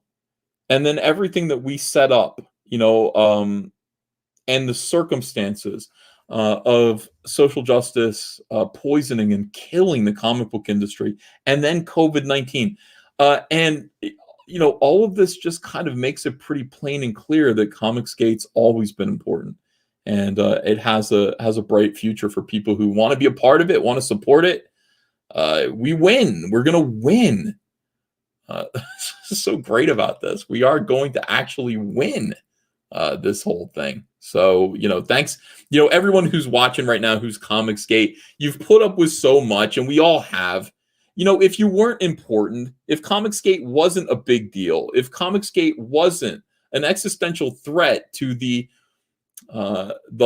stranglehold that these ideological, these activists, these tyrannical little soy boys and soy bitches have over the comic book industry, if we weren't a threat, they wouldn't be reacting like this. They still talk about us every day. I see on Twitter, fuck Comicsgate. Comicsgate is a hate group. All this stuff. Why would that be necessary to say if we weren't irrelevant? People are constantly telling me how irrelevant I am. I'd be happy to believe them if they'd stop telling me. I don't feel like I'm relevant, but I wouldn't feel that way. I wouldn't feel like there was anything important about me, except that people keep telling me how unimportant I am. I don't think that happens to unimportant people. I don't walk around and see unimportant people and go, you know what? You're irrelevant. I don't do that. I try to demean people. I don't, but I would try to demean people who were relevant, who were a threat to my existence. So I got to say, Comicsgate's great. You guys are a big part of this. Nobody is afraid of social justice warriors anymore. Look at the way Andrew Robinson is reacting to this. I said, I almost laughingly said to him, you want to join us? You want to come over? Are you ready to declare Comicsgate? And he goes, I'll ride it out. He's like, listen, I love you guys. He's like, I watch all this stuff, but fuck these people. I'm not afraid of social justice. That is a big change. That's a big change. To not be afraid. I'm not afraid. We've already set up what you're going to do. If it comes down to it and you can't get work in the mainstream, we already know what the answer is. Join us and make way more money. Make way more money with us. So one thing that Comicsgate has done is we've taken the fangs out of social justice warriors in comics. They have no power anymore. They have no power over us. And any time that they do anything, any attempt that they make to deplatform us, we'll just rebuild something. You can't work in comics? Well, we'll rebuild our own comic book industry. You can't use Kickstarter? Well, you can't use Indiegogo. What if that happened? Well, we will build our own source of funding. We'll build our own crowdfunding site. We will do it all. We'll figure it all out. And every time we're forced to build, every time, it's like I've said, Comicsgate, we're pioneers. We're being pushed out further west. Being pushed out further west to the Old West that requires you to build things. There's nothing there. There's no town there. There's no settlement there. It requires you to build things, to be creative, to be innovative, to work. It requires people who have a dream, who want to make themselves wealthy, to make their dreams come true. I do believe, I'm an American, and not everyone is, but I do believe in the American dream. I believe that it's possible to have everything that you want in this country if you are willing to work for it. And I'm sort of willing to work for it, but I'm not lying on the couch in an ice cream coma. It's kind of a pie coma.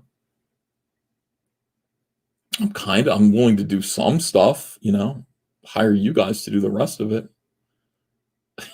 We can do whatever we want to do. It's great. And the fact that we have this optimistic spirit, we're excited about building stuff. We're excited about other people, doing their own thing. I love seeing people on YouTube selling their comics. I love it. I love seeing them on Twitter. I'll retweet you on Twitter. I don't know if I'm going to let you on my show anymore. Some of you guys. Immediately, that comes with a dagger right to the back every single time. But even still, I support you. I love you. I will, will definitely do everything that I can. Short of involving myself in your life. Sketch Therapy says, buy Expendables. Every time I see Sketch Therapy, I'm happy. Sketch Therapy has been a loyal comic skater since the very beginning. Love Sketch Therapy. Love you guys. Yellow Flash 2 is in the chat too.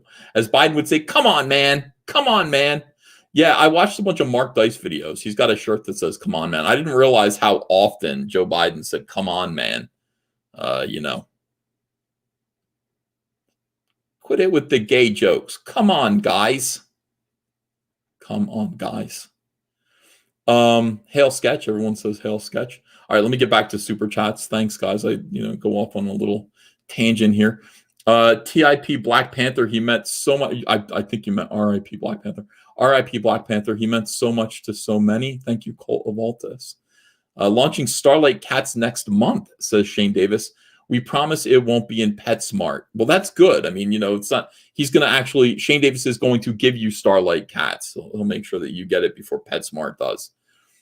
There's my brother Josiah. Josiah Van Skyver says, Chadwick Boseman dead at 43 of colon cancer. Yeah, we've been talking about it, pal.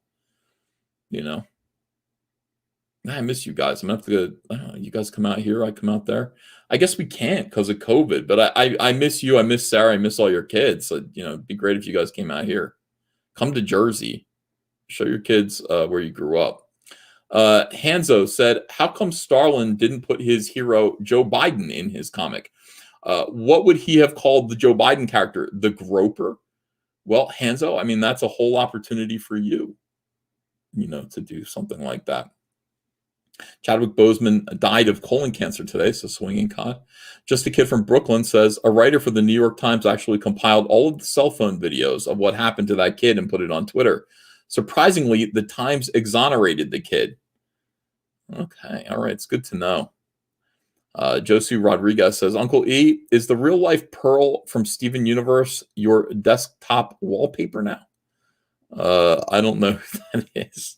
Bird Gang says, marketing to the right audience, not to the largest potential audience. Right, that is correct, Bird Gang. It's a waste of time. Find people who are likely to purchase comic books and try to gather them all together. Ink for Incorporated says, hey, Uncle E, when are you launching Warts and All? Pretty soon, because I'm finishing the cover right now. So as soon as I get the cover done and colored, I will be able to conjure up an image. I've got all the pricing. I mean, I'm ready to go. I've got everything. I've got the printer. I've got the pricing for how much everything's going to cost. I know what to charge. I'm going to make money from this campaign. I'm pretty excited about it. If you guys buy it, I mean, I'm assuming you'll buy it. But at the price points that I found, I'm going to be able to charge very little and make some money. So it'll be soon. It'll be very soon. Christopher Gorey says, sir, the blinding foulness of that Jack show last night ruined my soul, and I'm sadly holding you directly responsible. Christopher, Christopher Gorey, I left. I'm with you. I was only in there for like 10 minutes. I couldn't take it. Locust Mortis says trans woman or not woman. Okay, I read that one. I think we're good. Yeah, I think we're caught up. Let me refresh it here and just see. And thanks for the super chats, guys. Appreciate you. It's very nice of you. Oh, we got some more. Leroy says, is the Johnny Phantasm cover after Warts and All? A lot of people concerned about various covers that I'm doing. Yeah, I guess so. I got to get Warts and All done. I want to get a Cecil cover for Cash Grab done and Johnny Phantasm as well. I got to get back to Wrecked Planet. I don't have a lot of time. Count Ludwig says, rest in peace, Chadwick Boseman. He was one of the only bright spots in the MCU going forward. Thoughts and prayers for his family and the repose of his soul. Yellow Flash 2 says, come on, man. Emukasa says, Ethan, if you need a colon exam, me and my dad can help you. We are kind of like doctors. I don't believe you. Cranberry Langer says, EVS. Oh, okay. All right. Now we're caught up. We're caught up now. Thank you, guys. Amazing. Yeah, don't listen. If somebody says they are a colon doctor, check their credentials. If they say we can examine your colon, just say, can you like, you know what I mean? Like, you don't want them to test your anus unless you can be assured that they're actually legitimate doctors. No, it sounds legit if they say so. No. I promise you guys, never falling for that one again, says Ben Frail. Absolutely not. You know, yeah, you got to be careful. All right. So what else is going on? Some better news. I mean, we can talk about Chadwick Boseman. We'll check in with that and see. I mean, there are going to be some people who post some really good thoughts and prayers about this guy, memories about this guy. You know, fuck Alyssa Milano though. Like, I'm not even gonna repeat. Like, I'm not giving her the time of day. I'm just not. I don't like her. And you guys can like her because she was naked in the vampire movie if you want. That's just not enough for me. You know, naked in a vampire movie only gets you so far. You know, if you're going to use your social media to constantly call me a Nazi and dump on my president all the time, sorry, you know, your nudity didn't. Yeah, it's canceled. Your nudity is canceled in my brain. All right, Disney though. Speaking of talk about beautiful women, Kelly Marie Tran. Some of you know I'm fond of Kelly Marie Tran. Disney recast Raya and the Last Dragon with Kelly Marie Tran as the new lead. Oh. How did you take this woman and make her so hideous in the Star Wars movies? How did that happen? Tico. My Tico. In a historic move, Disney has chosen to recast the forthcoming animated adventure Raya and the Last Dragon with Kelly Marie Tran now taking over the titular role and becoming the first Southeast Asian to lead a Disney animated film, according to Deadline. I like how it's like Southeast Asian. They got it like real narrowed down and specific. Written by Adele Lim, Crazy Rich Asians, and Ki Yen. Directed by Don Hall, Carlos Lopez Estrada. The film is set in the mysterious realm of Kumandra and centers on the warrior Raya as she seeks for the last dragon before a Druid, an evil force, destroys the realm. The titular role was originally set to be voiced by Cassie Steele. Fuck Cassie, get Cassie Steele out of here. But the filmmakers and studio have chosen to adjust their vision and bring Tran in as the lead star, joining the previously cast Aquafina, who is starring as the dragon. This is not their real name. Aquafina is definitely not their real name. That's a brand of water. Aquafina. Why would you name your kid Aquafina? These people name their kids after products they see at the supermarket.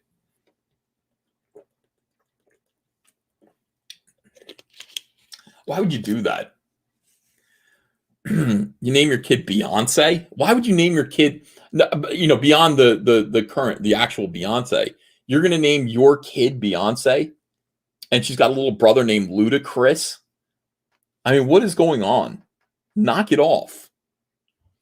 My name is Aquafina. Almost definitely transgendered, I think. If this is not their real name, they're trans. All right. As filmmakers Don and Carlos bring a combination of animation know-how and emotional storytelling to Raya and the Last Dragon, bringing our fantasy adventure to surprising, original, and dynamic heights. This is all bullshit. All I want to know is Kelly Marie Tran in the titular role. Very excited. But unfortunately, I'm not going to, I guess I'm not going to get to see her because she's just a voiceover. Why is she just a voice? Can't we see Kelly Marie Tran in a movie? I like to see Aquafina is a product appropriation of Coke, says Dark Shadow Logan. Yeah. She looks good. I mean, all I can say is she looks good. I hated Rose Tico. When I first saw Rose Tico, I hated her. Over time, I learned to love her. Now I love her. Graveyard Shift, Volume 3 by John Malin is doing great. 3 new backers as we approach $206,000, 23 days left as Shane Davis's variant. As I start to catch up, I'm 2 copies away from Shane Davis. Shane, you better be scared. I was pushed back to the starting line again. It was unfair. But now I'm 2 copies away from Shane Davis's variant, 13 to 15. I'm going to get there, I think. Thanks for backing John Malin as we continue to push Graveyard Shift 3 past the point of plot holes, which was a withering, sad kind of thing, I think, for Sean Gordon Murphy, who, I don't know, Sean Gordon Murphy took a lot of pictures with Mags Visaggio. Mags Visaggio then accused him of using her in quotes. I mean, look, it comes down to this. Everyone in the comic book industry uses each other. It's like Sean Gordon Murphy just wanted to take a picture with Mags Visaggio, transgender, Comicsgate, quote unquote, victim, who received all of the work that Mags received because of the fact that Mags was trans suddenly. And protected class. Mags is like a snow leopard in comics. Oh, we got to protect Mags. So, any case, Sean Gordon Murphy just took pictures. Oh, look at my new BFF, Mags Visaggio. Okay, so Mags is your new BFF. And Mags was happy to take a picture with you, even though it's rumored that you're, a conservative or something like that. You're sympathetic to Comicsgate. You're also one of the most important and respected artists at DC Comics, writers of Batman.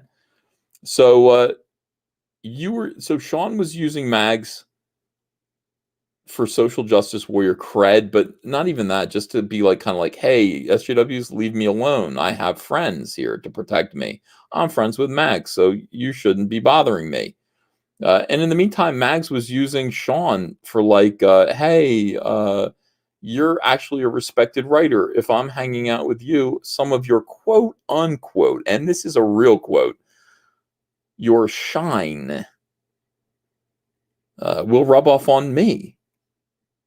Mag said, I wanted some of your shine. She's a shine vampire. How weird is that? I wanted some of your shine. So 2 people using each other. It's the way the comic book industry is. There are no authentic friends in comics. A lot of people who are afraid of each other. They're all using each other, for their shine. Disgusting. Oh, Memology's here. Hey, Memology, are you crying? What's wrong? Are you crying about Black Panther? Let me hold on a second. Let's check in on Memology here. Memology, what's wrong? I'm sad to see that. Yeah, I love Memology. I like his show a lot. He's good. And he's got one of my favorite. He's got one of my favorite YouTubers that come on there all the time too. Memology, where are you? Saw you a second ago. There he is. Ethan doesn't love me no more. He said to me in DMs. Memology, I never said that at all. Of course I have very I have very strong feelings for Memology. I think, Hold on a second.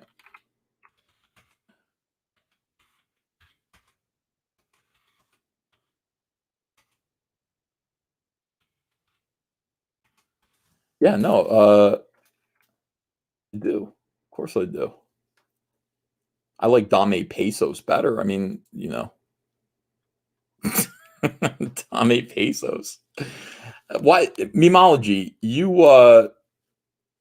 is Dame Pesos still on your show, on your channel? That guy is awesome. Come on, man. Uh-oh.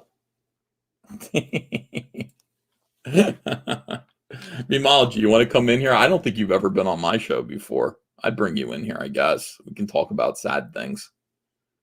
People watching right now. We had V in here. We got Memology. Just once he appeared. Who? Dame Pesos? No, Dame's been on your show a bunch of times. I know it. Yeah, I miss Dame ripping into Mundane Matt several. Well, I mean, here's the Mundane Matt. Like, there's nothing left of him. Dame Pesos destroyed Mundane Matt. Mundane Matt was funny. Like, Mundane Matt is one of these YouTubers, and there are quite a few of them like this. That basically they exist. They look for trouble from other YouTubers. Mundane Matt went around when he saw his stats dropping. He started going, instead of looking for content, like better content, he went, who can I pick a fight with? And there's another certain individual like that. Hold on a second. Yeah. All right. There's another individual like that. The quartering. Fawcett does the same thing. We've seen him do it.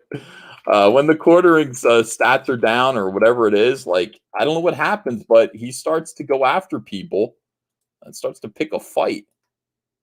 All right, hold on a second. Yeah, okay. Wait a second.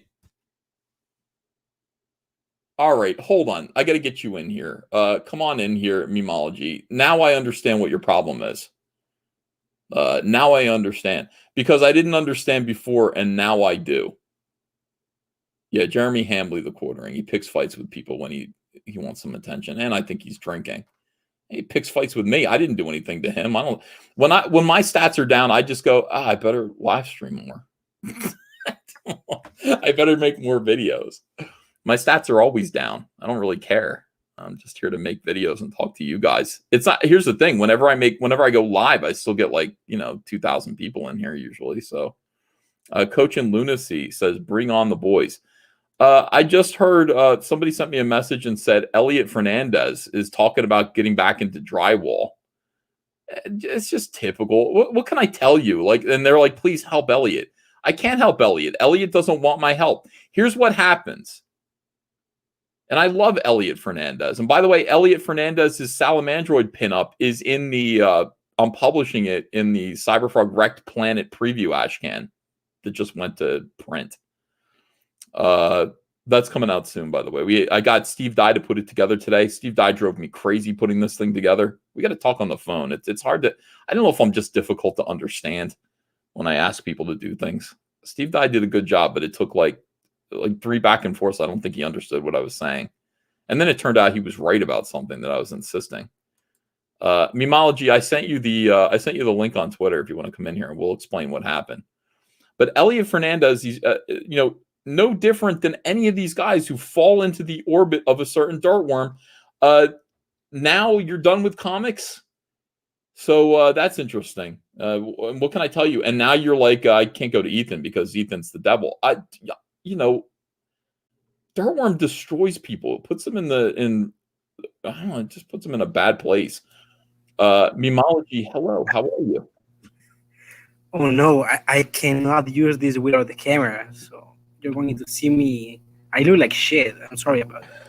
Well, I mean, I had my camera on earlier and people were making fun of me, so I don't know what to tell you. People, sometimes I'll keep my camera on and I'll turn it off when the fans are rude.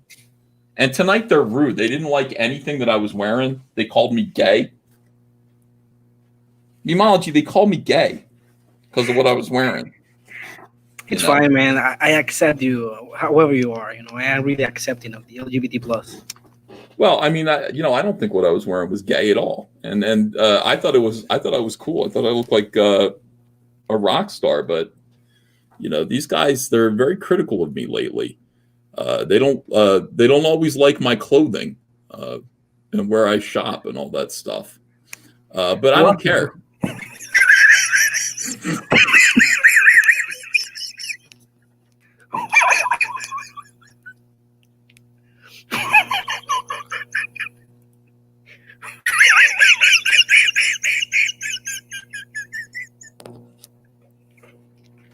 This is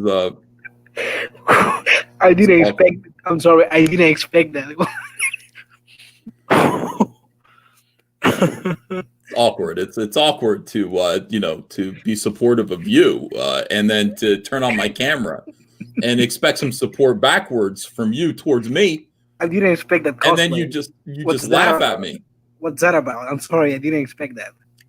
That's it's really flamboyant. Memology, all I'm saying is this, free to be you and me. You know what I mean? And I would never make fun of you. I'm glad that, you're free to turn your camera on and be on my show. Happy about that. And I appreciate the fact that you let me, you let me be me. I have changed my name to Ethi Amin. I am a dictator of the Mummers. They are a parade group in Philadelphia, and I've turned them into a murderous band of thugs. So this is who I've always been, Memology. It's about time people understand. All right, so Memology, here's why I wanted to have you in here. I can understand why you think that I don't love you, but you're wrong. I do like you a lot, and the reason why you think that is because you sent me a DM on Twitter, but I didn't know it was you. You sent it under a different name, Memology. No, but in reality, I was just joking in the chat. I don't mind. I respect whatever you think. Last time that you wrote on the DMs, I respect that. I was just joking about it. There's no reason to respect it. If I'd known it was you, there would have been a different answer. I didn't know it was you. Like, you're just some dude who writes to me and goes, hey, can you give me an introduction to this famous artist? And I go, can't do it. It's like, I don't know who you are. I didn't know it was you. You had a different name. And then I just went back and looked you up because I was like, I'm going to go tweet you the link. And then it's you. I see the conversation that we had. And so I feel bad about that. Don't worry. As I said, I respect whatever you answer when I ask you that question. But I was just joking in the chat, and now that I remember, I always wanted to tell you that I regret not going to the capital of my country when you came to Honduras. Yeah. I regret not meeting you there. Now, I was there. I came to Honduras, and that was quite a show. You guys have a comic book convention there. That's I don't know what it is. It's more like a rock concert. It's crazy. I had to be out on a big stage. They had a big audience there that was like, and then I had to draw in front of them. Like, I had a big screen up there. It was like American Idol, except Honduran Idol. Yeah, we hate SJW shit here. So you coming here was really good for the people. They really like that.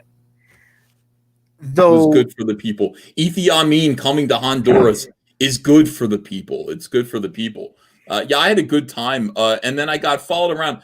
I had to tell people, the one story I tell about being in your country is that was the only time since I was a kid that I very, very nearly shit my pants. And like, for real, like, genuinely speaking, because first of all, everyone told me that Honduras was the murder capital of the world. And I was like, that's cool. Yeah. So I had people following me around with guns. I had armed security with me, to take me around and show me Honduras. And I was eating the breakfast at the hotel. It was mostly like cheese and like I can't remember what it was. It was like a lot of grapes and stuff. And then they said, meet us outside because we're going to take you to the top of this mountain and you're going to look at these statues and overlook all of beautiful Honduras. So that's what I did. But the thing was, as I got in the Jeep, and by the way, the Jeep had no shocks. Okay. So I'm like bouncing around the Jeep. And they're taking me up this winding mountain. Do you know what I'm talking about? Do you Yes, understand? yeah. Okay. So they take me up there, and my stomach is gurgling and doing cartwheels. And I realized, yeah, I'm like, first of all, I don't want to tell them that I'm about to shit my pants. I don't want to tell them because it's embarrassing. You don't want to tell people when that's going to happen. But I'm sitting there, I'm realizing that things are becoming dire, and I'm like, how much longer until we get there? Because I'm hoping maybe there's a men's room or something. They go, it's going to be another 30 minutes. And now, memology, I realize that I am literally going to shit my pants because whatever I ate was not agreeing with me, and I was bouncing around, and I was drinking Honduran water and all this stuff. You guys got to come here. I got a whole garage full of water that is not going to give you diarrhea, memology. You know, you come to the United States, come visit me, and I'll show you the way. But in any case, finally I had to, it was so bad, and I was hoping that it would stop. You know how you hope like a bubble will burst or something like that, that feeling's going to go away. It didn't. It got worse. So I finally had to tell my escorts that that's what was going on. And they said, oh, another 20 minutes, we're going to get to a gas station. And I was like, oh my God. So we ended up getting there, and I like, not a moment too soon.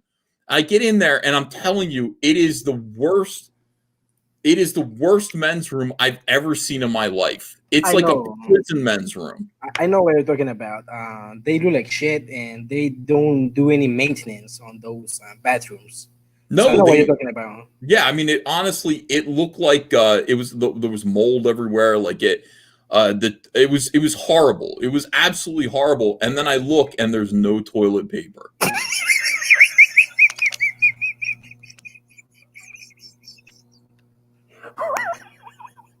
So I had to open the door a crack and yell and say, "There's no toilet paper in here." And you know, my escorts said, "Hang it." They're laughing at this point. You know, they're laughing at my pain.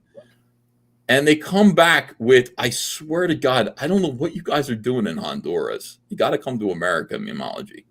No, but that's one thing I want to say. You said Honduras was the murder capital of the world, and it was until Black Lives Matter happened. Oh, yeah. You guys are having now we've become the murder capital of the world. But in any case, the guy shows up, he bangs on the door. He's got a roll of toilet paper this big around with a stick through it and a chain on both sides because they don't want me to steal it. I'm like, I'm a chain going back to, I'm not going to steal it. Why would I steal this? And it's like, it's not like it's good toilet paper. It's like, it's not even 2-ply. It's not 1-ply. It's half-ply. So you're sitting there. You know, they do that because. And then, by the way, I clogged the toilet. So, and I had to drive away because what am I going to do? You know, I'm done. There's a language barrier at that point. Yeah, I would prefer to shit on the grass outside than on those toilets. And they put chains on the toilet paper because people steal it to sell it outside the toilet, like five pesos a piece. Yeah. So, you know, that's a really thank you for letting me come to your beautiful country. Oh no, thank you for coming to the shithole that is the country. But I always wanted to go to the USA, but right now I don't want to go to the USA anymore. Why? No, memology. Don't be afraid of the SJWs here. You know, you can't be afraid of these people. First of all, they're just college kids. You know, I mean, and second of all, well, first come to New Jersey. They haven't bothered us in Jersey yet. You know. And they don't. And other than that, also only go to red states. Go to red states. Those people have guns, as you've seen. I mean, look, you know, there are simple solutions to these problems. that you know, and then everybody cries about it. But you know, don't be afraid to come to the. How do you like that? How do you like the fact that we've got Hondurans now that are afraid to come to the United States? How the tables have turned. That's what I have to say. How the tables have turned. Memology. So listen, here's what I wanted to say to you, Memology. I don't want to keep you, but I want you to understand that the introduction that you asked for, I will make because it was you. And I didn't realize that it was you who asked, because otherwise I would have said, oh, yeah, hell yeah, man. No problem. And hooked you up. Tell Dame Pesos that he's awesome and he needs to. What do you think happened to Mundane Matt? Recently, or when are you talking about? Because I'm saying, like, where is he now? Where is Mundane Matt? Where is he still a going concern? Why isn't Dame Pesos recently put out a couple more videos where he's got Mundane Matt dancing and crying at the same time? But I mean, it's almost like, can we 2020? Can we get a little more Mundane Matt? Is there any way you guys could get together and build up his self-esteem so that he can come back, so that we can knock him down again? The only thing keeping Mundane Matt relevant is Dame Pesos animations on his videos, because right now Mundane Matt's channel is dead. He's trying a lot of things and everything is failing, and I don't want the guy to fail, but it's just not working for him. I don't know what to do. I mean, if I make a video about Mundane Matt, it gets more views than Mundane Matt's own videos, and if Dame Pesos does the same, it happens as well. So there's nothing we can do for a brand that's as dead as Mundane Matt. I'm sorry for that. It's like trying to make famous one of those guys that used to work with you or says that they used to work with you. I don't know. Was this guy with the Korean logo that makes comics as well? What was that? The guy with the what logo? With the Korean flag in the background. Korean flag in the background that makes comics. Is he Comicsgate? Do we know of him? I mean, who is this guy? Anti-Comicsgate. Oh, I don't know who that is. I don't even remember his name because I don't give a shit. But so that's how I see it. You cannot bring back a dead brand like that. That Mundane Matt. Oh, it's Mike S. Miller. You guys are talking about Smiller, or you're talking about Smiller. Yeah. Look, there's nothing I can do for Smiller. A lot of people are asking me to save Mike Smiller, but I can't, you know. It's the same thing with Elliot Fernandez. I mean, once you've tasted, here's the thing. You know, there are a lot of poisonous rhetoric out there. Once you lick the hand of the dirt worm, there's no coming back. Memology. You know, the dirt worm, Doug TenNapel. These guys fill these former comic skaters' heads with such soy and such garbage that, you know, they won't even look out for their own interests anymore. They see their comic books are failing. They can't get their comics funded anymore, but they're so mad at me. Why be mad at me? What did I do? I'm not causing any trouble. I'm here humble, a man of the people, promoting comics. What do you think about the people that work in the comics, in the mainstream comics, that says that you are not helping comic stores because you are taking their business? What do you say about that? Because this is what I think. How are you going to take their business if there's no business to begin with? Because they are not selling shit right now. Yeah, I mean, look, here's the thing. It's entirely true that I am completely self-concerned. I am not interested in helping the comic book industry as it is. I don't want to give them a penny. Not a penny. I do not want to put Cyberfrog in comic book stores unless these people are benevolent. I could, you know, do a little business together. There's some people, Larry's Comics, don't get upset with me right now. Dennis Barger, don't get mad. These guys are good gentlemen. I'd be happy to put Cyberfrog in their stores. But Cyberfrog right now is entirely making me wealthy. You know, look at my fine accoutrement. You know, it's like this comes from the success of Cyberfrog. You know, when you have a successful comic, you know, you can dress a little better. And so I'm not interested in giving the comic book stores 2/3 of my profits for them to distribute my book when I can do it myself. I talk to people. I say, you want to buy Cyberfrog, don't you? I mean, look at Cyberfrog. Will you purchase Cyberfrog? And then I refresh it and I just see, and then, yeah, we're at 176,000 now. We just picked up some more backers, and the answer is yes. Why would these comic book stores that called me a Nazi, they called me a bastard, called me a rat bastard, that tried to run me from the industry just because I voted for the president of the United States. And it backfired, and I'm happy that it backfired for them. Yeah. So what am I supposed to help them now? Am I supposed to be benevolent and care? No. I love the salt that you generate when they talk about you on Twitter and on Resetera and other forums I follow. You bring a lot of salt to the table, and I like it. Well, they're not happy about it. They really want to see me suffer. And what's happening instead is that I'm having a great time and they are suffering. So that's not the outcome that they were hoping for.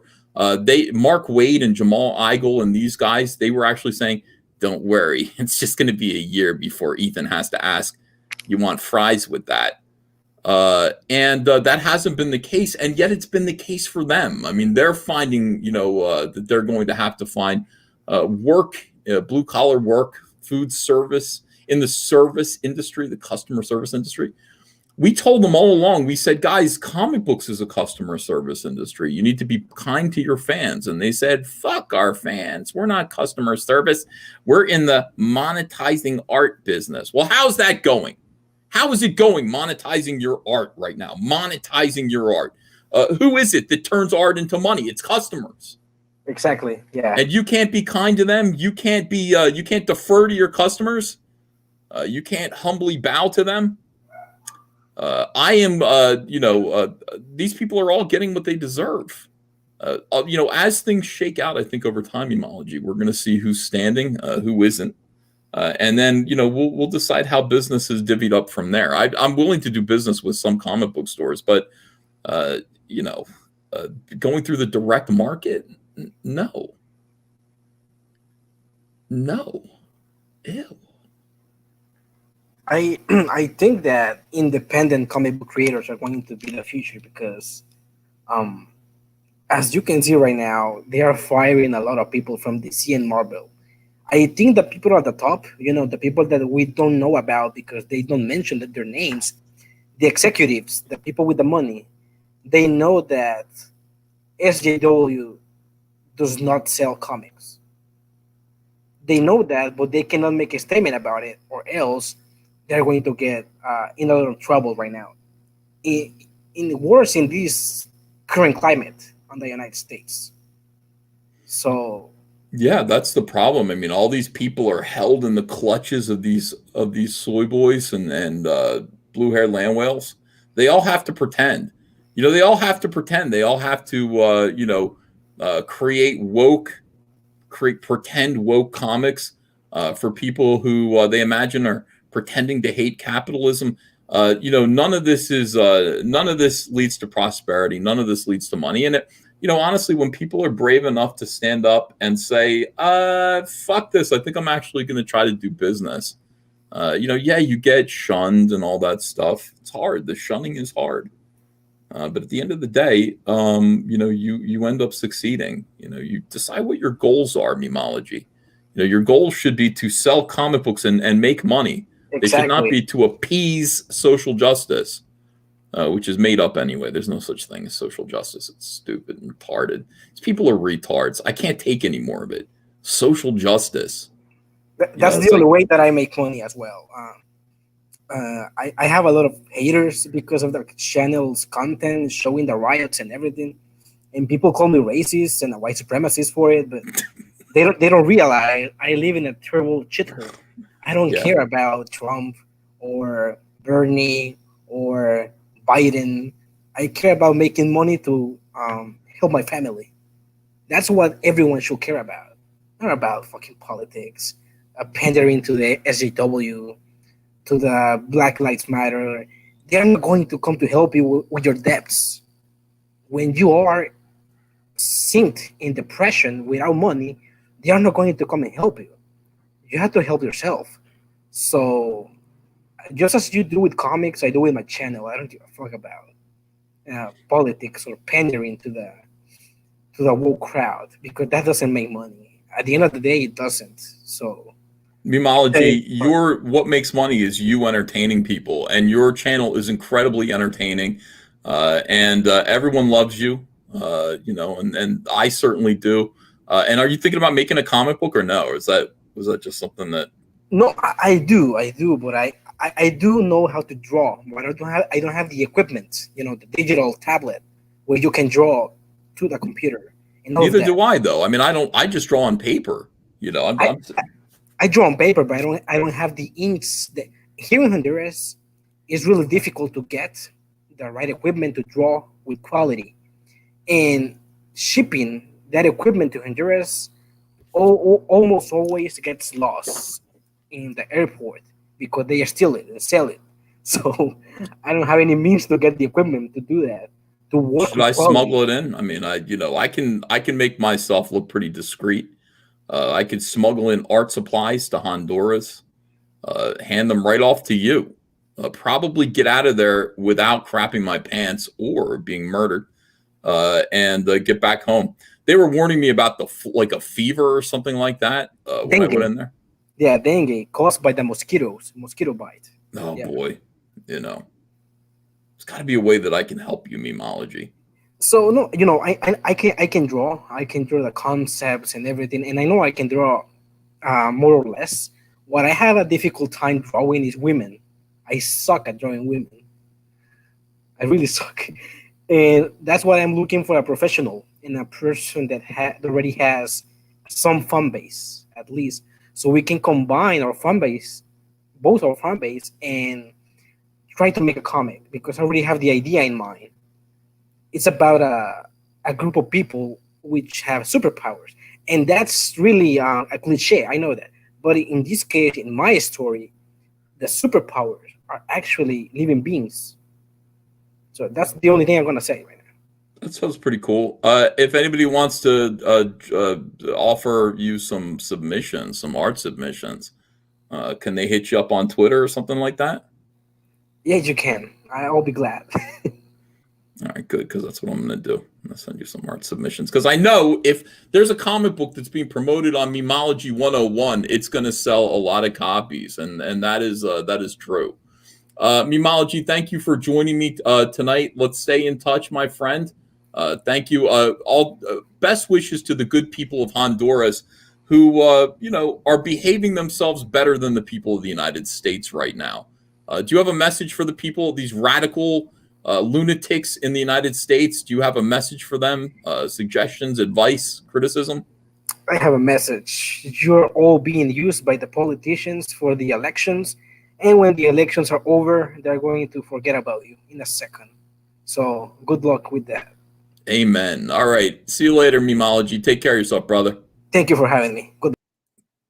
The great Memology, one of the best YouTubers right now. If you haven't joined his channel, if you haven't subscribed, you should, because his stuff is really, really cool. Memology's great. No, I just gotta get Dame Pesos in here. That guy's also a legend. But Dame does videos for Memology 101, and these guys every single day produce work that is that's fun. It looks like he wants to do a comic book too, so good. All right, let me read some more super chats here, and I don't know. I mean, we're going to talk more about this bullshit. Talk more about this. I don't know. Let me see. Poor Chadwick. Everybody's crying over Chadwick Boseman right now. It's very sad. All right, let's see. Memology 101 laughs like Muttley from Bullwinkle. He does, kind of. Thanks, Juan Franco. Jose Rodriguez says, the day EVS stopped by Honduras was the most important day of your life. For him, it was just Tuesday. Peter Fat says, remember, we love you no matter what. Thank you, Peter. Cold Alta says, can we do a crowdfund to bring Memology to Comicsgate Con? Sure. That sounds like a good idea. A lot of people would love to meet him. Memology, yeah, sure. Mr. Wonderful says 1,000 ostriches gave their lives for that outfit. Vanessa L says EVS Wings of the Falcon now on Indiegogo. Toy Machine says, Ethan, you are a beautiful mix of Rob Halford and Liberace. Live it, own it. Okay, I will. Clay Dicer says 100% gay M. Bison, best outfit ever. Thanks for the lulls. You're welcome. Sarticon DM says, dang, Muttley is on the panel. Santo Bartez says, EVS, you sort of look like the Captain Fabulous of the Gay Liberation Front and back. Thanks for the laugh. Jeremy Burt says, stunning and brave. King KDI says, Elliot should eat humble pie and get back to work. Oh, we'll talk about that a little bit more. Cult of Alta says, EVS, where do you rank Travis Charest? Oh, at the very top. That guy's amazing. Coach and Lunacy says, bring on the boys. Pete Callan says, give Shane Davis a wrench if he doesn't have one. Let me see if I can find Shane. I don't know if wrenches don't really mean much to me anymore, but I'd be happy to give him one. All right, let me see. Let's see. Pedro Ang says you should call your book My Struggle. Well, I did once, and that didn't go over so well. Cult of Alta says, Hail Comicsgate, gearing up to send in the print file for Inventing Incidents. Please check out the trailer on Indiegogo after this stream. Hail. Yellow Flash 2 says Wakanda Forever. Thanks for $2. Harmonicaster says, not an artist, but you and Comicsgate have been inspiring as I've developed the Harmonicaster, the first practical electric harmonica. Search on Harmonicaster. Harmonicaster. Interesting. I could use more musical instruments. Adrian Stone says, EVS, you fabulously feathered Führer. Hail. Hail to you too. Hail. Comicsgate. 100%. Brian O'Shea says, it's my birthday this week. Only the best born in 1974. We're about the same age. My birthday's coming up too. Can I get a happy birthday? Well, happy birthday, Brian O'Shea. Thanks for all your entertaining live streams. Hail Comicsgate. Hail to you too.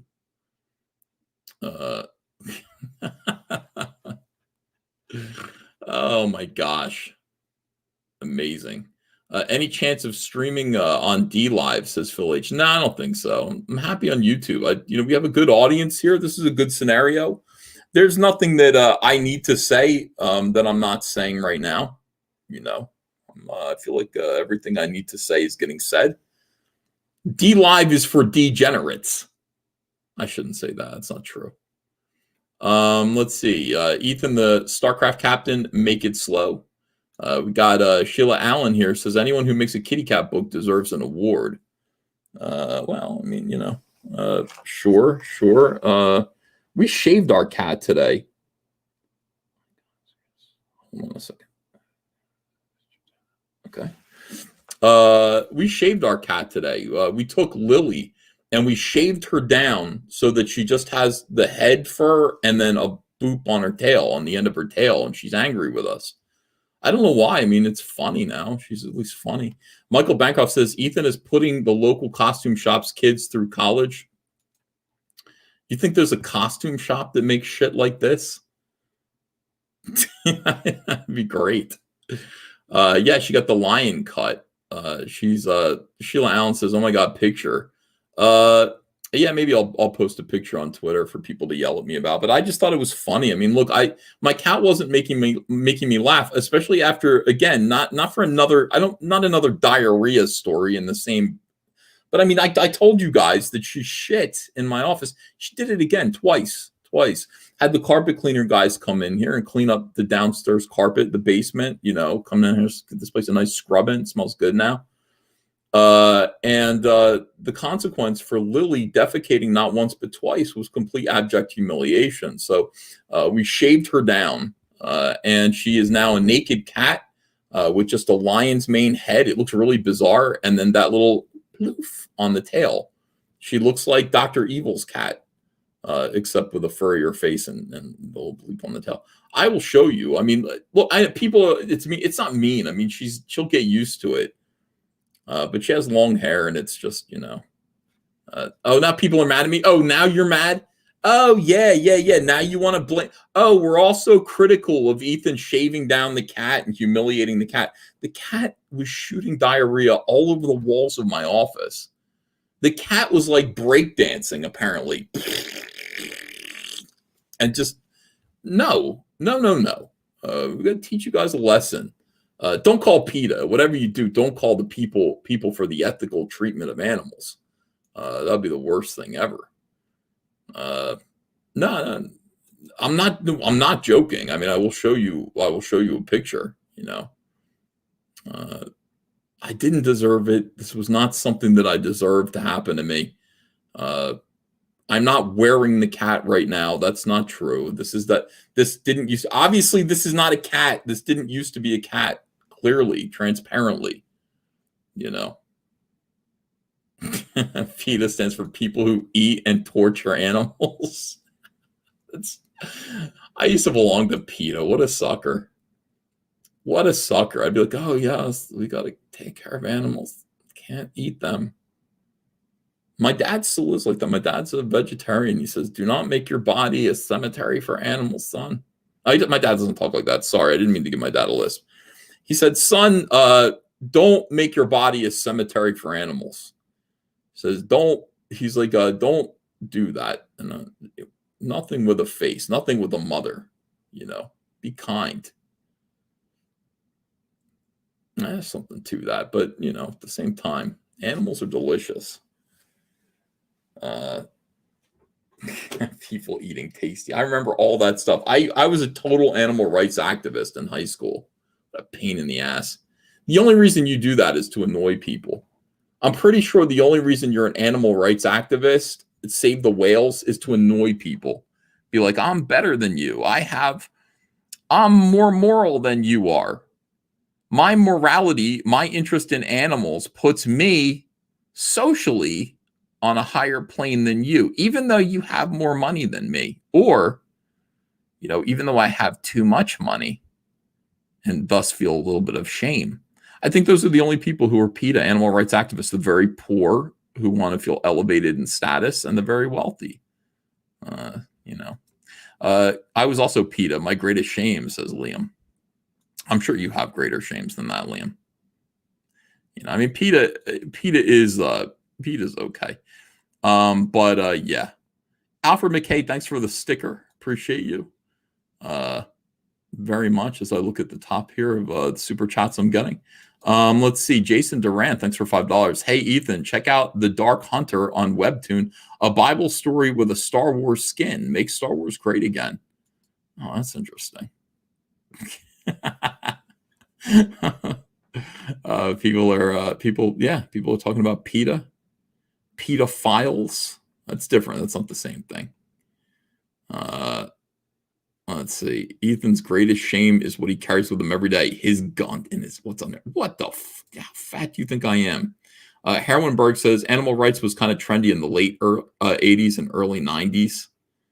Yeah, it was. Like in 1990, it was cool. Like Earth Day. I remember I was kind of a hippie in the, you know, like 1990, 91. I was vegetarian. Like the smell of meat made me physically ill. And I was so skinny. You've seen pictures of me. I was so skinny. Finally, I broke down. I ate a cheesesteak in 1992. And I remember feeling bad about it, but it was so good. I scarfed it down like I was Oliver Twist, you know.